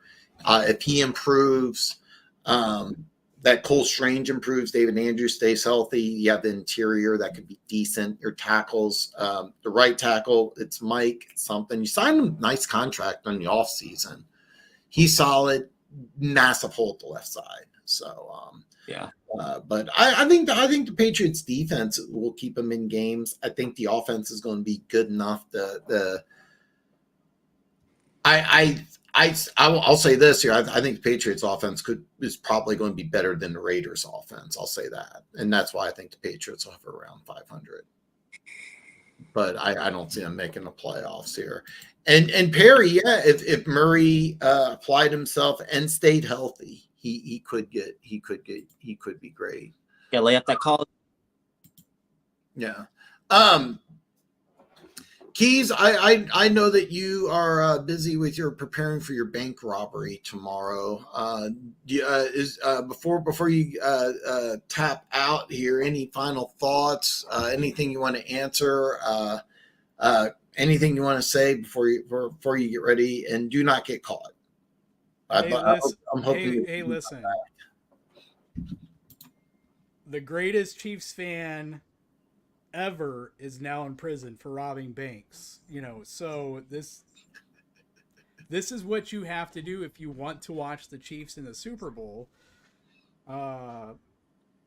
Unless she actually legitimately is starting that OF to get me to the Super Bowl, I have to rob banks. So we understand. And by the way, H Keys is Keys a beautiful and fantastic wife. And it's by the way, it's a complete joke, and it's made my life interesting. So this is part of the reason why I love having Keys on. So Keys, man, good luck in bank robbery tomorrow. I'm hoping I can get you back on the show. Starting September 9th, I'm doing something I'm calling Afternoon Delight, where I will be Vegas time 1 to 4, Kansas City time 3 to 6. I hope that I'll be live Monday through Friday for 3 hours of football talk. I'm hoping that you can stop by if your bank robber schedule is free. Yeah, I'll have to see. Life is getting crazy right now with work. So Yeah, I mean, listen, robbing banks is tough. We get it. We all understand, man. All right, Keys, thank you for joining us, man. You have a good night, man. I appreciate it here. You can stay on if you want. I know you got to get going. Yeah, I'm chilling. I'm good. Keaton, I said, Keaton, I know you got 3 girls waiting for you. So I mean, as long as you want to stay on, because there's a few comments here and a few questions. Yeah, I'm good. Okay, so you let me know because I don't want to keep you on here, but good. Fast key. All right, hold on here. This is the question I wanted. Doug in Kansas asked for all of you guys. Mine is Roma Duze. I just fell head over heels in love with that kid. Watching him play at the University of Washington. I'm not sold on him going to Chicago, not because I don't think he's a good player. It's just that you already got 2 really good receivers and you have a rookie quarterback. I think he would have been better suited going somewhere else. But Roma Duze is mine. Was there a favorite player drafted this year? Is it Michael Penix Jr.? I still cannot believe the Falcons did that. I mean, honestly. No, I still don't believe it. But now that they got Judon, Simmons, I'm kind of liking that more and more. But I still don't like. If your plan was to do that, why give Cousins all that money? I would have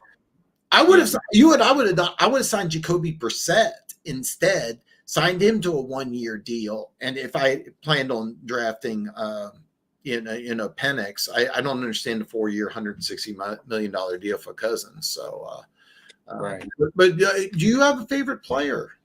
Is it Drake May? I mean, I would say because I just finished my fantasy draft last week because I'm in the league with one of my brothers. I would say Marvin Harrison Jr. is one of my favorites coming out of the draft that I have, just because I think he's going to really help that offense. Now, the only question is like their defense isn't. I mean, their defense let them down last year. They couldn't really generate any pass rush. So, but Marvin Harrison Jr. is definitely going to make that offense a lot better. It's just going to be a matter of, like you said before about Kyler Murray, how brought in is he? Is he really locked into what he wants to do on this team? So, but Marvin Harrison definitely is.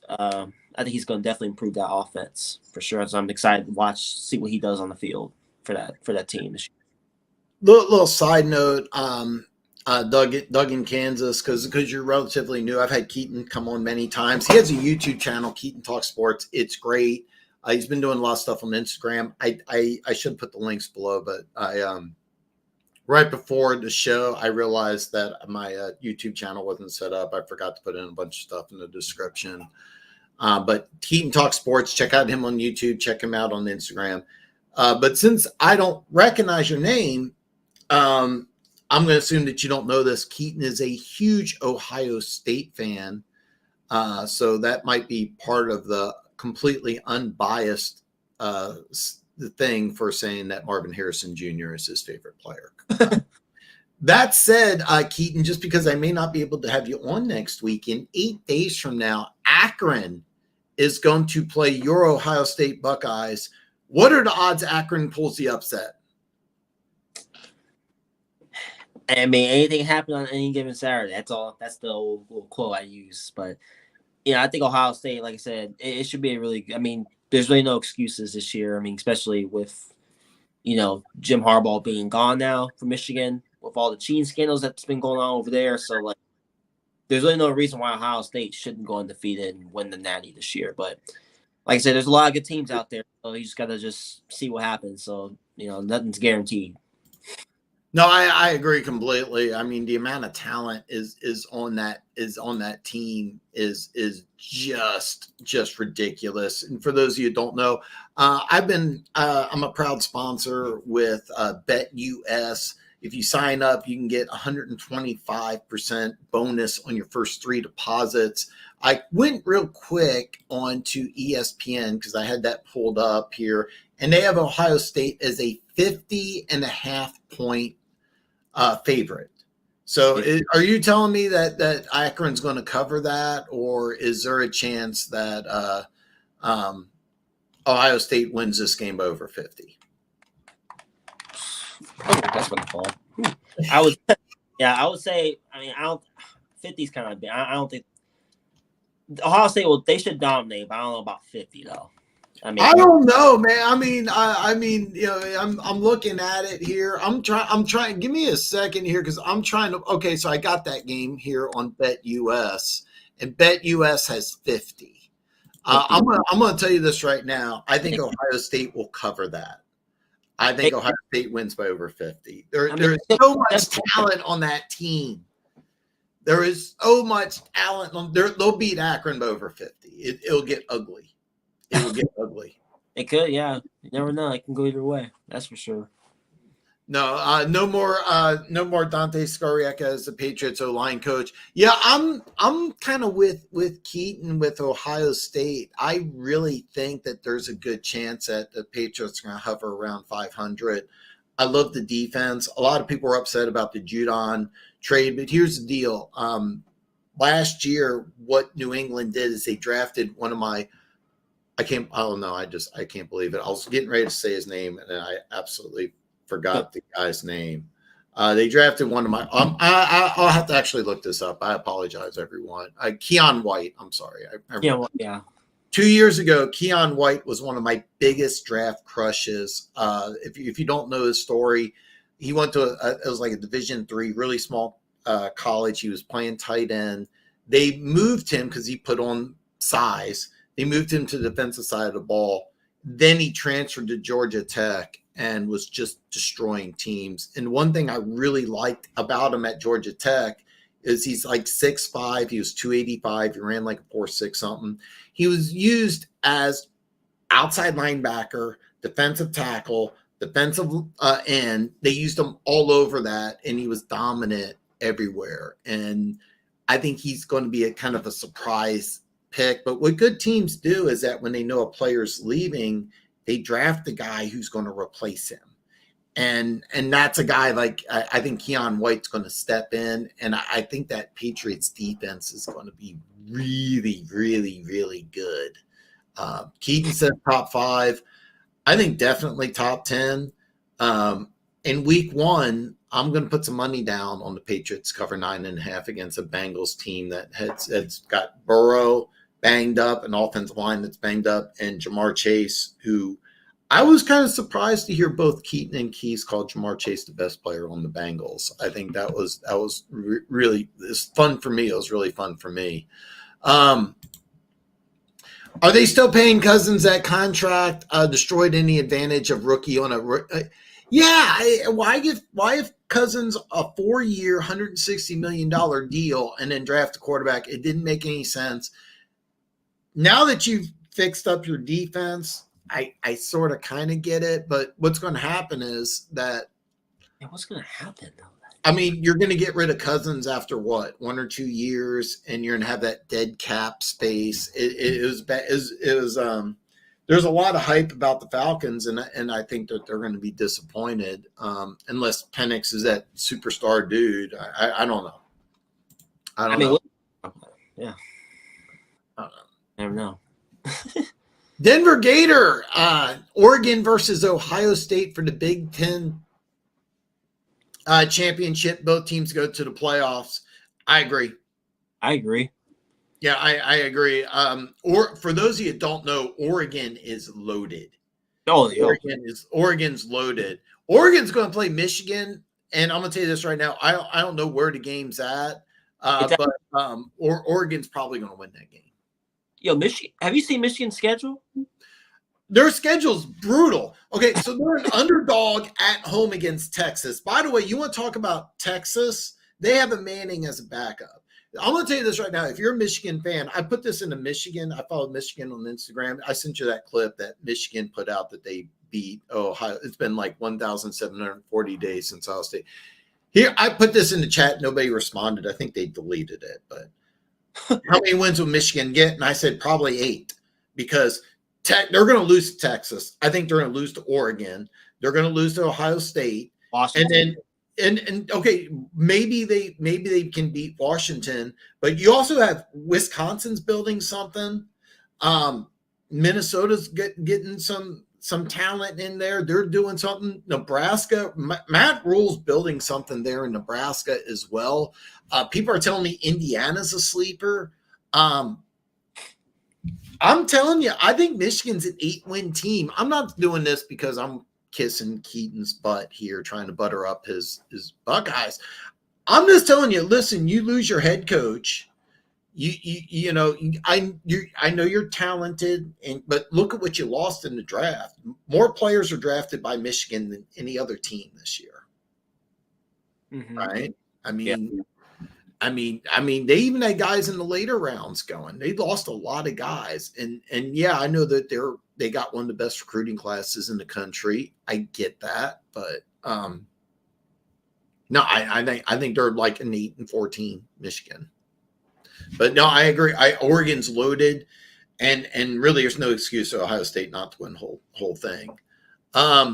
Yeah. This is a good question by Perry. Would Arch Manning be a first-round pick if he doesn't just declare for the draft in 2025?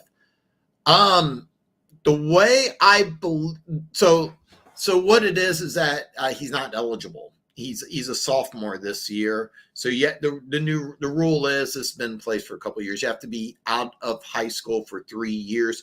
You don't have to play in college for 3 years. You can play Canadian. You can play semi-pro. You could just not play in college if you want. So in 25, no. What's going to happen is Quinn Ewers, and this is a comment I want to get in touch with, because Quinn Ewers is probably going to be a first-round pick. In 2025, Arch Manning is going to take over as starting quarterback for Texas, and that team could very easily win a national championship because that team is going to be loaded. Texas is building something just freaking disgusting. Denver Gator responded to something from Perry earlier about the 2025 quarterbacks. I was wanting to touch base on this earlier. I got kind of caught up, but because I said Denver Gator, my number one quarterback for 2025, Shadir Sanders, but these are some good quarterbacks. Beck, I can't think of this. It's John Beck, quarterback out of Georgia. There's talk about him being a first-round guy. I don't know. Dart, the USC transfer to Ole Miss, is going to put video game numbers. Alabama quarterback Milroe, he's a Heisman candidate. Quinn Ewers, he's going to be in the first round. The quarterback from Oregon, the Oklahoma transfer, he's going to put up a ton of numbers. The South Carolina quarterback, you told me about him, Denver Gator. I haven't watched him yet. The quarterback for Tennessee. The one thing I do want to touch base on, because this was a great comment, Denver Gator. The one thing I do want to touch base on with Keaton Talk Sports, his Ohio State Buckeyes quarterback did not make Denver Gators list because you don't have a big name like, in the past you've had like, CJ Stroud, the poor kid who died in a car wreck. Dwayne Haskins. Yeah, Dwayne Haskins. You don't have a big name at quarterback, but you got big name. Is that something that's bothering you about Ohio State, or do you still feel like, hey, no matter what, we're the best team in football? Does it bother you that you don't have a big name quarterback, or do we just don't know about them? I mean, I just think you don't know about. I mean, really, I think, like I said, just Ohio State just has so much, talent, weapons around. Like, I don't think it really matters if you're a big name quarterback. It's just a matter of come up. You just come in and just do your job the right way, make the right plays, just utilize your talent. You'll be all right. You have a good defense as well. So I mean, you pretty much have everything around to be successful. It's just a matter of you making the plays in those big games. So that's my opinion on that. Yeah, and Perry, will Texas win the National Football Championship? I'll speak for Keaton, but I want to get Keaton's thought. I think me and him are both on board at, like, if Ohio State doesn't win it, the playoff, I wouldn't be surprised Texas go there. But Keaton, Perry's asking, is Texas going to win the championship this year? I mean, like I said, I think they're going to be one of the best teams, if not the best team in what are they in SEC, right? SEC. Yeah. The SEC has Texas and Oklahoma, which is everything's getting weird now. I know. We're in a new age in college football. It's going to be fun. There's 24 teams in the Big Ten now or some shit. Actually, it's 18, but it's growing. It is. Yeah. I mean, I think Alabama's time has come to me. I think Saban being gone, I think their time is definitely up. Now they still compete, obviously, and you can't write off Alabama, but Texas, I think they're a team that could definitely challenge Georgia for that for the SEC crown. Definitely, that's going to be a really interesting conference to watch. I mean, there's a lot of good teams in that conference that can have a say, but definitely those two teams, Georgia and Texas, I think they're going to be fighting for that conference and for the potentially a championship. And you touched base on it. You said Alabama you can't sleep on Alabama. Their recruiting class is awesome. I've been telling people, watch out for Ole Miss. Yeah, and it's funny. We've been talking SEC. We haven't even talked about LSU, and they got a bunch of talent coming in. Yeah. They got several guys that are going to be first round picks on their team. So I mean, it's going to be it's a lot of fun here. Denver Gator says Texas versus Georgia in the SEC championship. That would be a lot of fun. Both will be in the playoffs. Yeah, I think whoever makes the championship game, unless one of them loses, like if Texas loses to Michigan and they lose another non-conference game, and then they somehow get into the playoffs, unless there's some weird anomaly. The two teams that are going to be in the SEC championship game will both make the playoffs. But Denver Gator, Texas versus Georgia, I get it. Georgia three-peat, which I'm still going to say this. Georgia got robbed. Georgia should have been in the Final Four last year. No excuse for that. But I mean, this year Georgia's loaded. There's no team more talented in Ohio State. We'll have to find out. So, and then Denver Gator says that Kansas City three-peat. Why? What's FML mean? F my life. That's what it is. Oh, I think, that should, everybody wants a Kansas City three-peat. Everybody wants a Kansas City three-peat. I want it. I know Keys wants it. I know Mrs. Keys wants it. So listen, Raiders. Hey, if the Chiefs three-peat this year, blame that Raiders rookie for poking the bear. I don't know why you. That was the dumbest thing anybody ever did. That doesn't make any damn sense at all. And Perry's saying there's no point in keeping a player that doesn't want to be if your team better get something. I think the 49ers just butchered this. I think they should have traded them at the draft, got less than you wanted. If your point was to draft a receiver in the first round, which they did, I think how they handled this was just terrible. That would have been a good time to probably trade him too. Like, you drafted Pearsall, why not, try to see what you can get back in return? But yeah. I mean, you probably can't get as much as you want, but I mean, you dragged us all the way till 13 days before. I'm gonna say this again. I was 100% expecting by the time I did this show for AOC to be on another team, and I was really hoping, hey Keaton, what do you think about AOC with the Steelers or the Patriots or Washington or wherever? And it didn't happen. Yeah. Denver Gator, Utah versus Kansas State for the championship. Utes go to the playoffs. Denver Gator is not high on Colorado at all. I am. Colorado, matter of fact, I think Colorado plays Thursday against North Dakota State. They're an 8-point dog. Who's they? North Dakota State, the Bisons. Yeah, Okay. Trey Lance's school. They produce some NFL talent, but there's a lower tier school. And Dion was like, hey, Dion did what I thought was great. It was the coach speak. Hey, we wanted a cupcake. This is a real good team, but he's planning on running the score up. Denver Gator, I probably won't be able to make my first deposit yet because I know it's TMI, but I get paid Friday. I think the game is Thursday. And when I get paid Friday, I was waiting for right before the NFL season to make my first deposit. I was going to do a video, put some action down on the NFL season, and then put some action down on week 1. And I'm just going to double down. I'm going to keep saying this over and over again. My number one game is the Patriots in 9.5. I really, really, even if Cincinnati wins, I think it's going to be a closer game than people think. I really think it's going to be a closer game than people think. I agree. And I'm going to put some action on Kansas City week 1. I was hoping it would drop to 2.5, but even if it's 3, after what Detroit did last season at Arrowhead, I think Kansas City's really going to come out on fire week 1. And I mean, nothing against the Ravens. I just don't. If you're going to win a Super Bowl, last year was the year to do it.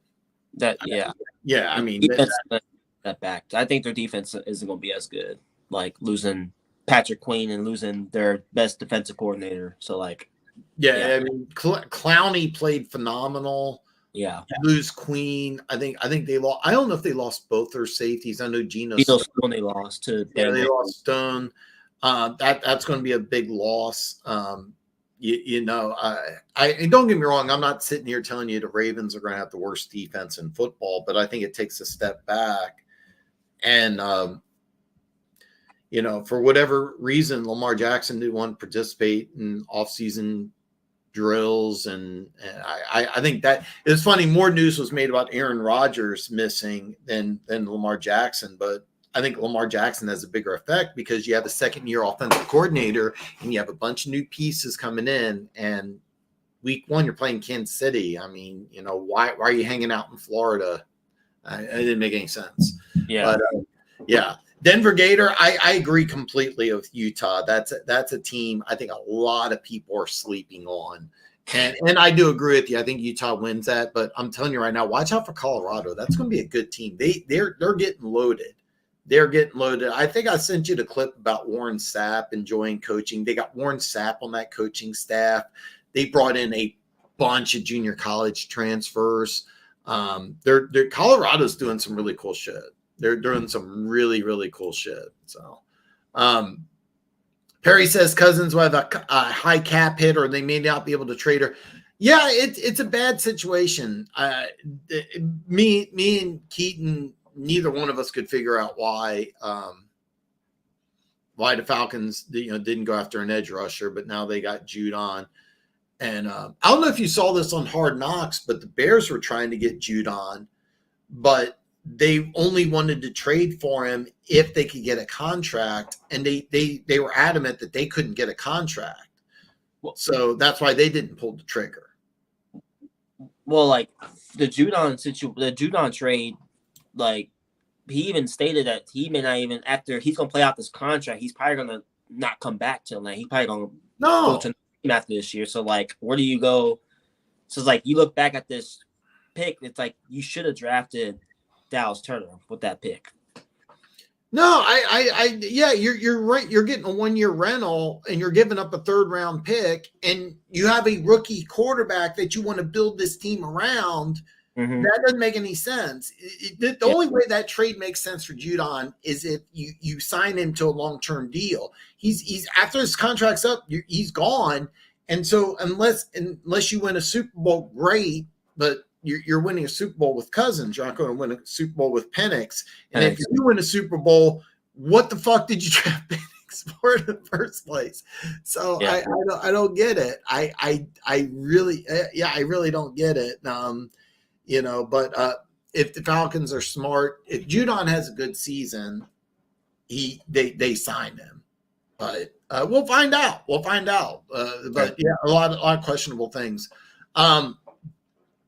I love Sellers from USC because he wears those throwback goggles like Eric Dickerson. You're an instant stud if you can rock that. Which one's Sellers? Because I know he's not the quarter. Is he the quarterback wearing the goggles? I don't know which one Sellers is. But I'll tell you what, the backup quarterback who took over Caleb Williams threw 6 touchdowns in Holiday Bowl against Louisville. That guy can play. That dude can play. That dude can play. I mean, USC is going to be a force. USC plays Michigan this year. They don't play Ohio State. Which I'm a little surprised. I'm like, I kind of wanted to see what that division is going to be, or that conference is going to be crazy for a while. Yeah. Doug in Kansas. By the way, Doug, man, you're coming strong, man. I love it, brother. I'm an any given Sunday guy. Are you gentlemen, whether you don't really like the team, but you guys respect every team thoughts? I want to make sure I have the question right. Do we respect every team? Absolutely. Okay. We talked to this a little bit. Akron's going to play Ohio State. Unless a plane crash or a meteor hits Columbus, Ohio State's going to win that game. The NFL is completely different. The talent level is so much less. It all depends on matchups. You may have one team that, for example, if you play the Kansas City Chiefs and you have a bad secondary, you're in a lot of trouble. But maybe you can stuff the run. So you're going to be better suited. Maybe you can beat like the Baltimore Ravens, but you'll get blown out by Kansas City. So, I mean, a lot of it's matchups, a lot of it's health too. I mean, and a lot of it's things like, for example, Jamar Chase doesn't play week 1 against the Patriots. Is that an issue? Yeah, it's an issue. Your best player is holding out. So, I'm an any given Sunday type of guy, but also think there's a lot more to it. But I respect all 32 teams. It's not like college where Ohio State's backups could beat Akron by 40 points. Maybe not cover the spread, maybe not cover 50, but they're backups. You could go second, third string guys, take every single starter, and by the way, their starters are only going to play about what a quarter and a half against Akron. If that, but I'm tempted to put action on that game, but I'm going to wait till week 1. So I'm probably not going to. I want to bet on Colorado to cover 9 because I think Colorado is going to try to run up the score. But Keaton, what are your thoughts here on Doug in Kansas's question? I mean, I do. I mean, respect every team. Like I said, anything can happen on any given Sunday. The only thing I don't like about, and it's just certain fan bases, like, I'm a Patriots fan. I just don't really like the Jets fans, Dolphins fans, in terms of like I'm going to start the Jets. Like, yeah, you haven't made the playoffs since 2011, and they're getting all this hype over, Aaron Rodgers is like 40 years old, whatever, how old, I don't know how old, if he's 39 to 40, whatever he is, but he's coming off an Achilles injury last year, so it's like, you're really going to bank on the Jets to have a 12-13 win season. Like, I just don't see it. I really think the Jets are overhyped, in my opinion. Listen, I think they had an offseason. I love fashion new pickup in the draft.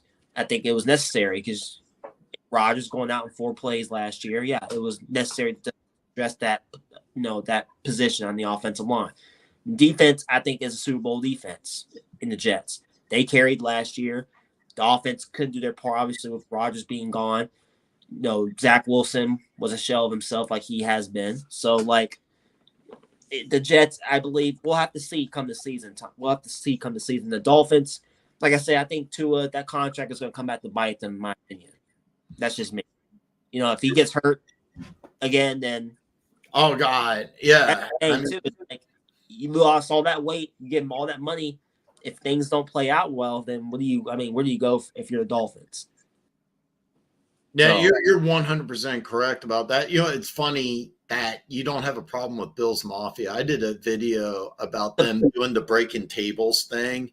That is the dumbest fucking thing ever. That is just moronic. I have a short somewhere. Maybe I'll send it to you where the dude slammed this girl into a table, but the table didn't break, and she was like 110 pounds. She like kind of bent backwards, and then she was so liquored up that she just bounced up and like, I'm good, and probably limped for like the next month. I'll send you the clip because it's this big old dude with no shirt. He's got the belly hanging over, so just this giant dude. Yeah.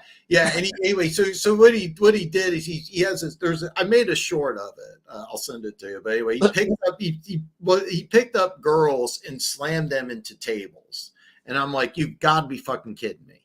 The second time, it was either first or second time he did it with the girl. It broke the table. Everybody cheered. But the time that the table didn't break and she like bent and like it was like you could feel the pain, but like she hopped up because she was liquored up. Anyway. But Keaton doesn't have a problem with that. I'm done right now. Bills Mafia, kudos. Some of them are really cool, but that breaking table shit's stupid. Yeah. I mean, Bills fans don't talk. I mean, they don't. They won the division the last 4 years, which that the Bills have.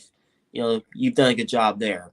But their fans don't talk as much as the Dolphins and Jets fan. They run the all off season. No, I'm serious. Can you repeat this? Because I'm going to write this down. I'm going to make a short of this. Can you repeat that one more time?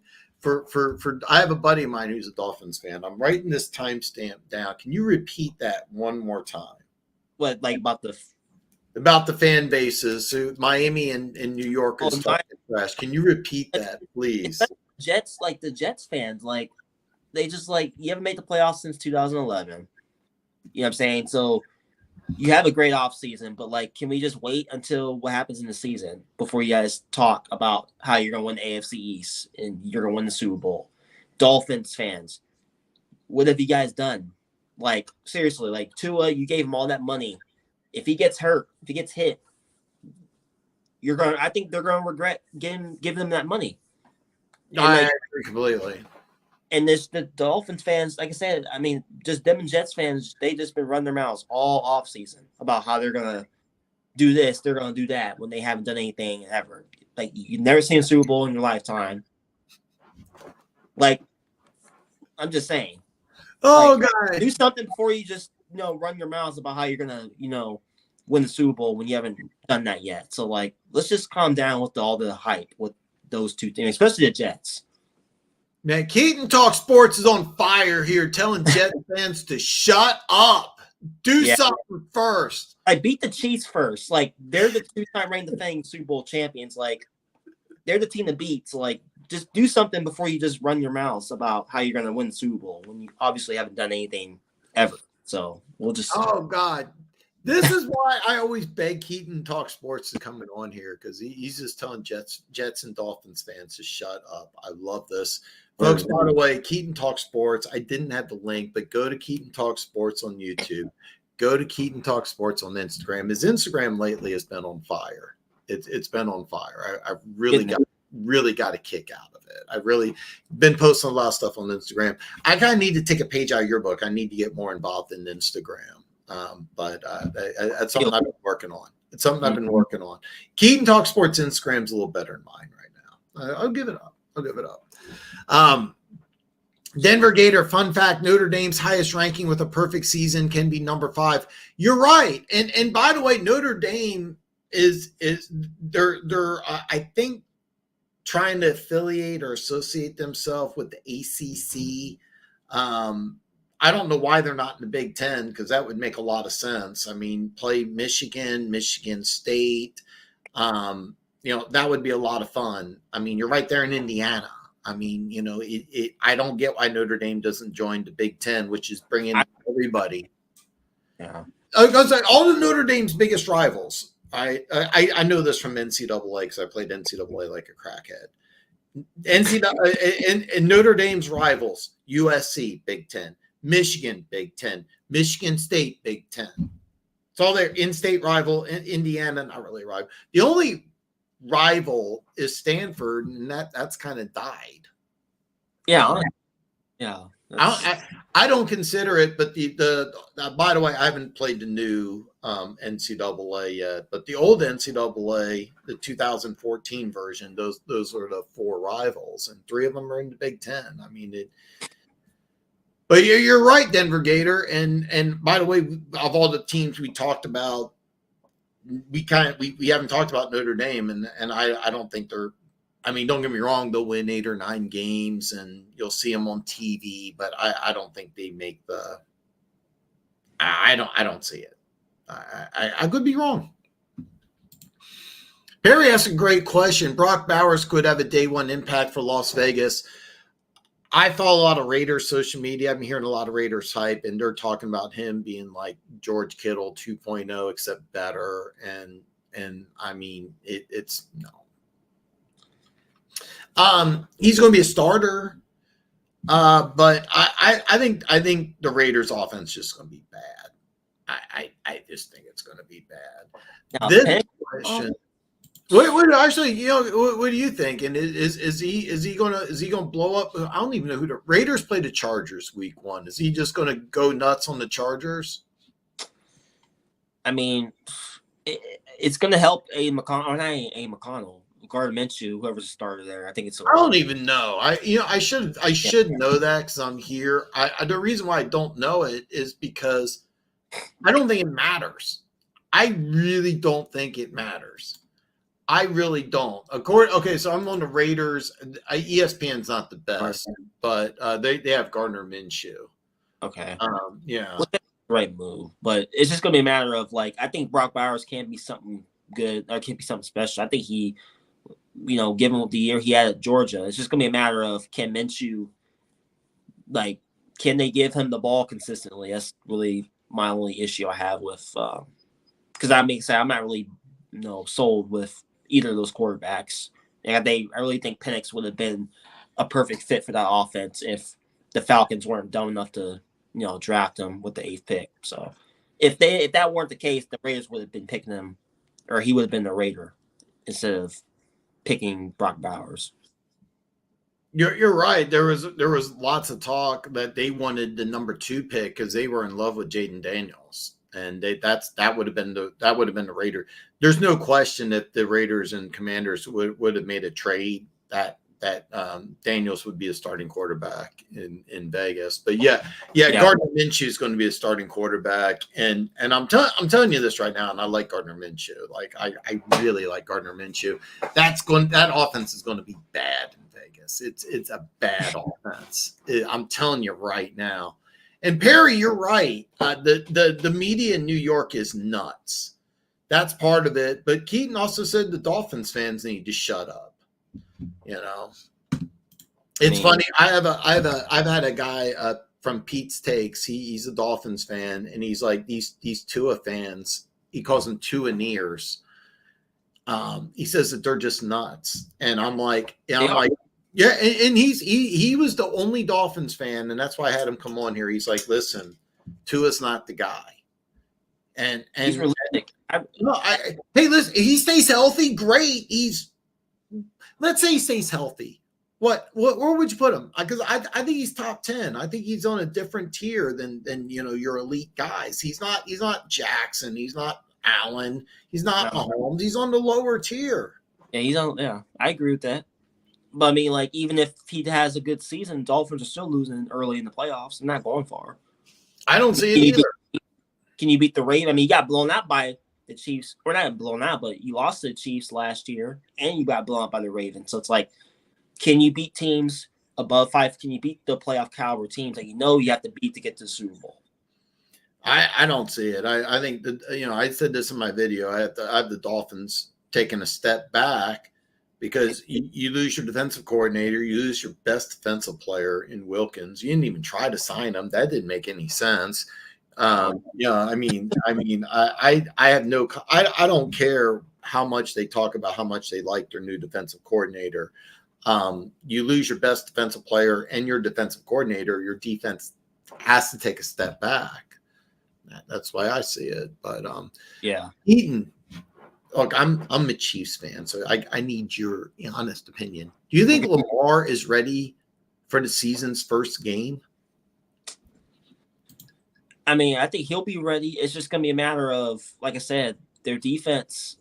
I think is going to take a bit of a step back. Like I said, losing Patrick Queen and then losing your best defensive coordinator. I think their defense will. And I'm not saying their defense is going to be terrible, but it's not going to be like the best defense like it was last year in all football. Now, Lamar Jackson in that playoff game, he played terrible. Like, go back and watch. Like that was probably his worst game of the season. Like he couldn't have played more worse than he did. Like, I'm curious to see how he comes out in this game because knowing that you had home field advantage last year, having a chance to go to the Super Bowl, what's the mindset going to be for him? Because he has to be able to throw the ball better. You know what I'm saying? Because if you want to get to the Super Bowl, you're going to have to go through the Chiefs, and he has to play better in the postseason, which he hasn't been able to do yet. So, no, I mean, listen, I'm telling you right now, I'm one of the few Chiefs fans that'll say this. The Chiefs didn't win the AFC Championship game. The Ravens lost it. Oh, yeah. You scored 10. I mean, the Chiefs defense is really good, but you put up 10 points. Yeah. You put up 10 points with Mr. MVP. Yeah. I mean, the thing is like Lamar, like we all know what he can do with his legs in the regular season, but like in the postseason, that's like the Chiefs shut that down and they made him one-dimensional. He couldn't throw the ball all game. So like, and they didn't even try to use their running. Baltimore gets into the playoffs and they just kind of self-destruct. But Doug in Kansas says, yeah, we respect every NFL team, but Keaton hates Dolphins and Jets fans. So I just don't like just the fact that you haven't done anything. Just do something for you. Just what I'm saying, like just do something first. Like, yeah, that's all. Do something. Yeah, do something first. Yeah. Denver Gator has some scientific knowledge here. He says, if a meteor strikes, they should learn their lesson from not being subscribed to Dan's channel. Meteor strikes are 22% less likely to happen to subscribers. So when you hit the subscribe button, you protect yourself from getting hit by a meteor. Subscribe. That's all I'm saying. That's all I'm saying. Sounds like... Oh God! All fan bases have toxic fans. There's good fans too. Yeah, exactly. Bills fans for the most part. Not the 13-second game, but I want to say 3 years ago when the Bills lost the AFC Championship game to the Chiefs and the Chiefs blew them out. I had a ton of Bills fans I had to unfollow on social media. I'm like, no. I mean, the 13-second game, they were cool. Matter of fact, there's a few Bills subscribers I really, really like. Several in particular, but yeah. But for the most part, I enjoy Bills Mafia. The breaking chairs thing's stupid. Jets, Dolphins, Raiders fans talk so much smack for being perpetual losers. Denver Gator, I moved to Vegas. I'm hearing so much from Raiders fans, and I'm telling you, man, they're going to be really disappointed this year. I'm telling you this right now. Perry, yeah, they have to, and that's what they're saying they're going to do. But I'm telling you right now, this offense is going to be bad. I'm telling you right now. I told Dan before the draft the Vikings would have picked Penix instead of JJ, and JJ would be a Raider. He did say this. Keaton, let me ask you this here. Let me ask you this. Let's say the Falcons don't take Penix, right? Mm-hmm. And actually, let's have some fun here. Let's just play hypothetical here. 8th pick in the draft comes up. The Falcons trade with the Raiders, right? So the Raiders pick 8th, not the Vikings. All right. J.J. McCarthy's on the board. Michael Penix is on the board. Who do the Raiders pick? I mean, Penix would have been a great fit with the Raiders. I mean, I heard a lot of, Raiders, I watch a lot of Raiders, YouTube. They were hoping to get Penix on that team with Antonio. I think he would have fit well with Antonio Pierce in terms of what he brought to the table, coming in as interim coach, as a head coach, obviously this year. Like Penix would have been obviously that quarterback that the Raiders need. Because I don't think Minshew or A. McConnell are it in terms of like they're not your quarterback long term. That's gonna is that gonna beat the Chiefs or whatever? Obviously not. So it's like Penix would have been that quarterback. I'm not saying they would have beat the Chiefs right away, but that would have been a step in the right direction if they would have got. I don't think McCarthy would have made too much sense. I think McCarthy. I mean, I've said McCarthy on the Broncos in my past mocks would have been a good pick, but I would say Penix just because of the fit with Antonio Pearson and that would have probably with Devontae Adams probably would have stayed too if Penix was the quarterback because Penix can obviously give you the football on a dime instead of having to turn back like the way Tua throws the ball. You know what I'm saying? So yeah. I agree completely. Then let me ask you this here. Let's just say the Falcons picked Dallas Turner, which me and you both mocked, I think, every single draft. Mm-hmm. The Vikings, do they pick Penix or do they stay with McCarthy? Because Denver Gator told me he thought that they would go Penix instead of McCarthy. That would have been good too. Shoot. Yeah, that's a good question. No, it is good. Denver Gator says, here, I'm going to tell you this, Denver Gator. I for those of you that don't know, the Vikings offensive coordinator is I forget it's one Josh McCown. Yeah. And Josh McCown coached Drake May in high school. Josh McCown was Drake May's high school coach.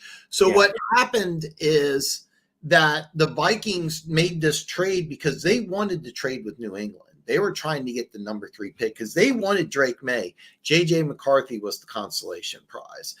For whatever reason, I don't agree with it, but I don't think that they liked Penix over McCarthy. I think McCarthy was plan B, but they wanted Drake May number 1. So there you go. And Doug is this is science. Yeah, you did. Hey, thanks for subbing. And this is why you didn't get hit by a meteor. This just makes common sense. Keaton, as you can see, did not get hit by a meteor because he subscribed to my channel. So, let's go. Subscribe to Dan. Do it. Let's do it. Let's do it. I think the Falcons threw a wrench for teams behind them. I think some of those quarterback needy. Yeah, the Raiders wanted to trade up. They weren't able to. The Vikings stayed pat. Now they flipped from 11 to 10, but the trade compensation with the Jets was minimal. I'm trying to think what other team was looking for a quarterback that might have been interested in trading up. There's rumors that Seattle, which brought in the Washington Huskies. I think it was Washington Huskies offensive coordinator and quarterback coach to be the new offense, that they really wanted to bring in Penix as well. But Seattle had limited draft capital. So I was predicting Seattle would trade down, but that's possible that the Falcons threw a wrench, but the Vikings ended up getting Dallas Turner. And so far that looks like that's going to be a really good fit for them. Yeah. I want to get Keaton out of here. He's got a date with three girls. Doug in Kansas says, for both your teams, which teams would be a possible trap game? Thoughts? Like the Patriots and Chiefs. Yeah, that's kind of the way I interpreted it. I without going through the schedule, I'm not going to say which one, but I will say this. I know week 1. I really think week 1, the biggest trap game is the Bengals against the Patriots. But, I'll be honest, in my opinion, I really don't think that there's a trap game for the Patriots because, they're coming off a 4-win team. Yeah. So, but I mean, what are your thoughts on the question? Well, yeah, I'm gonna say I agree. I mean, I don't think the Patriots are favored in any game this year. So, that's kind of hard to answer that question for them. But I'll say for the Chiefs, I mean, I don't know. That's because you guys play the Bengals week 2. Okay, that could be. But I don't know if that's really a trap game though. No, I'm going to tell you that I think after last season, I don't think the Chiefs are going to overlook anybody. No. But the team, I will say this: the team that I think a lot of people are going to be tripped up on is going to be the Denver Broncos. I think they're going to hover around 500. I think Patriots are going to hover around 500 and scare some people because I like their defense. But I like the Broncos defense a lot more than a lot of people. And I think they're going to lean on the running backs. I think they're going to lean on running. Perry, by the way, Perry, you put in a comment that earlier, I kind of glossed over it, but since I'm wrapping up here, you put in a comment that a lot of Lions fans think you're going to run through the North. And you better be careful because the Bears, I think, have the best defense in the North. I'm just not sold on the offense and a rookie quarterback, problems with the offensive line. Green Bay's tough. Mm-hmm. And Minnesota – remember, they went 7-10, but they had 4 different starting quarterbacks. When if Sam Darnold plays all 17 games? I mean, that NFC North's brutal, man. Yeah, and don't sleep on the Packers. Packers, like I said, they're coming off. They should have been in that NFC title game last year. So like, they very easily could beat San Francisco. That's a potential Super Bowl sleeper. Just keep your eyes on the Packers for sure. Definitely keep an eye out on the Packers. Keaton, man, I know you got your dates waiting for you, man. I'm going to wrap up here, but before we wrap up, and by the way, I want to say this. Make sure you subscribe to Keaton Talk Sports. He has a great channel. I can't wait to see what he's going to do this year on YouTube. His Instagram's been on fire lately, so I definitely want you to check him out on Instagram. Real quick for myself, I will be live for the Chiefs game. And then September the 9th, I will be doing Afternoon Delight, where I'll be live for 3 straight hours, Monday through Friday, 4 Eastern, 1 Pacific. By the way, Doug, no, the Atlanta week 3 could be a trap game. Absolutely. But I also think that after last season, I think Kansas City is really going to be focused for every single game because last year they got tripped up by Denver on the road. The Raiders at home on Christmas, week 1 against Detroit. I think they're really going to be ready. Really going to be ready. Chargers too. Chargers, yeah, they're going to be ready for the Chargers. Chargers, Harbaugh, that's a lot of hype. But final thoughts, words, comments, anything at all. The floor is yours, Keaton. Yeah, I mean, as always, thank you for having me on. It's always a blast. Like I said, this weekend's last preseason game, and it's on the week 1. So I'm excited. Like I said, make sure you guys subscribe to my channel. I have a video coming out, a full prediction of all the divisions coming out on Monday. So just keep your eyes out on that. So I'm excited to start putting videos out each and every single week for all of you guys. So without you guys, this wouldn't be possible. So thank you guys for your support as well. So appreciate that. Hey, Doug, thanks a lot, man. And Perry, you're right. The NFC North is really underrated and really, really tough. I mean, I think seriously, it wouldn't surprise me if 3 of the teams have winning records and then the team that loses is like 8-9. It wouldn't surprise me at all. I know. It surprise me at all, man. Folks, football season's 13 days away. I am so excited. I know. I am long wait. The wait is finally over. I am so excited. I am so excited. So guys, hey, listen, tune in to me Friday, and I'm going to try my best to also release my AFC North video by Monday. I've been a little delayed. I was hoping to have it out today, but I wasn't able to. But hopefully it'll be out Monday. Check out Keaton's channel and his new video, which released Monday. Have a great weekend. I hope to see everybody back next Friday. Peace out.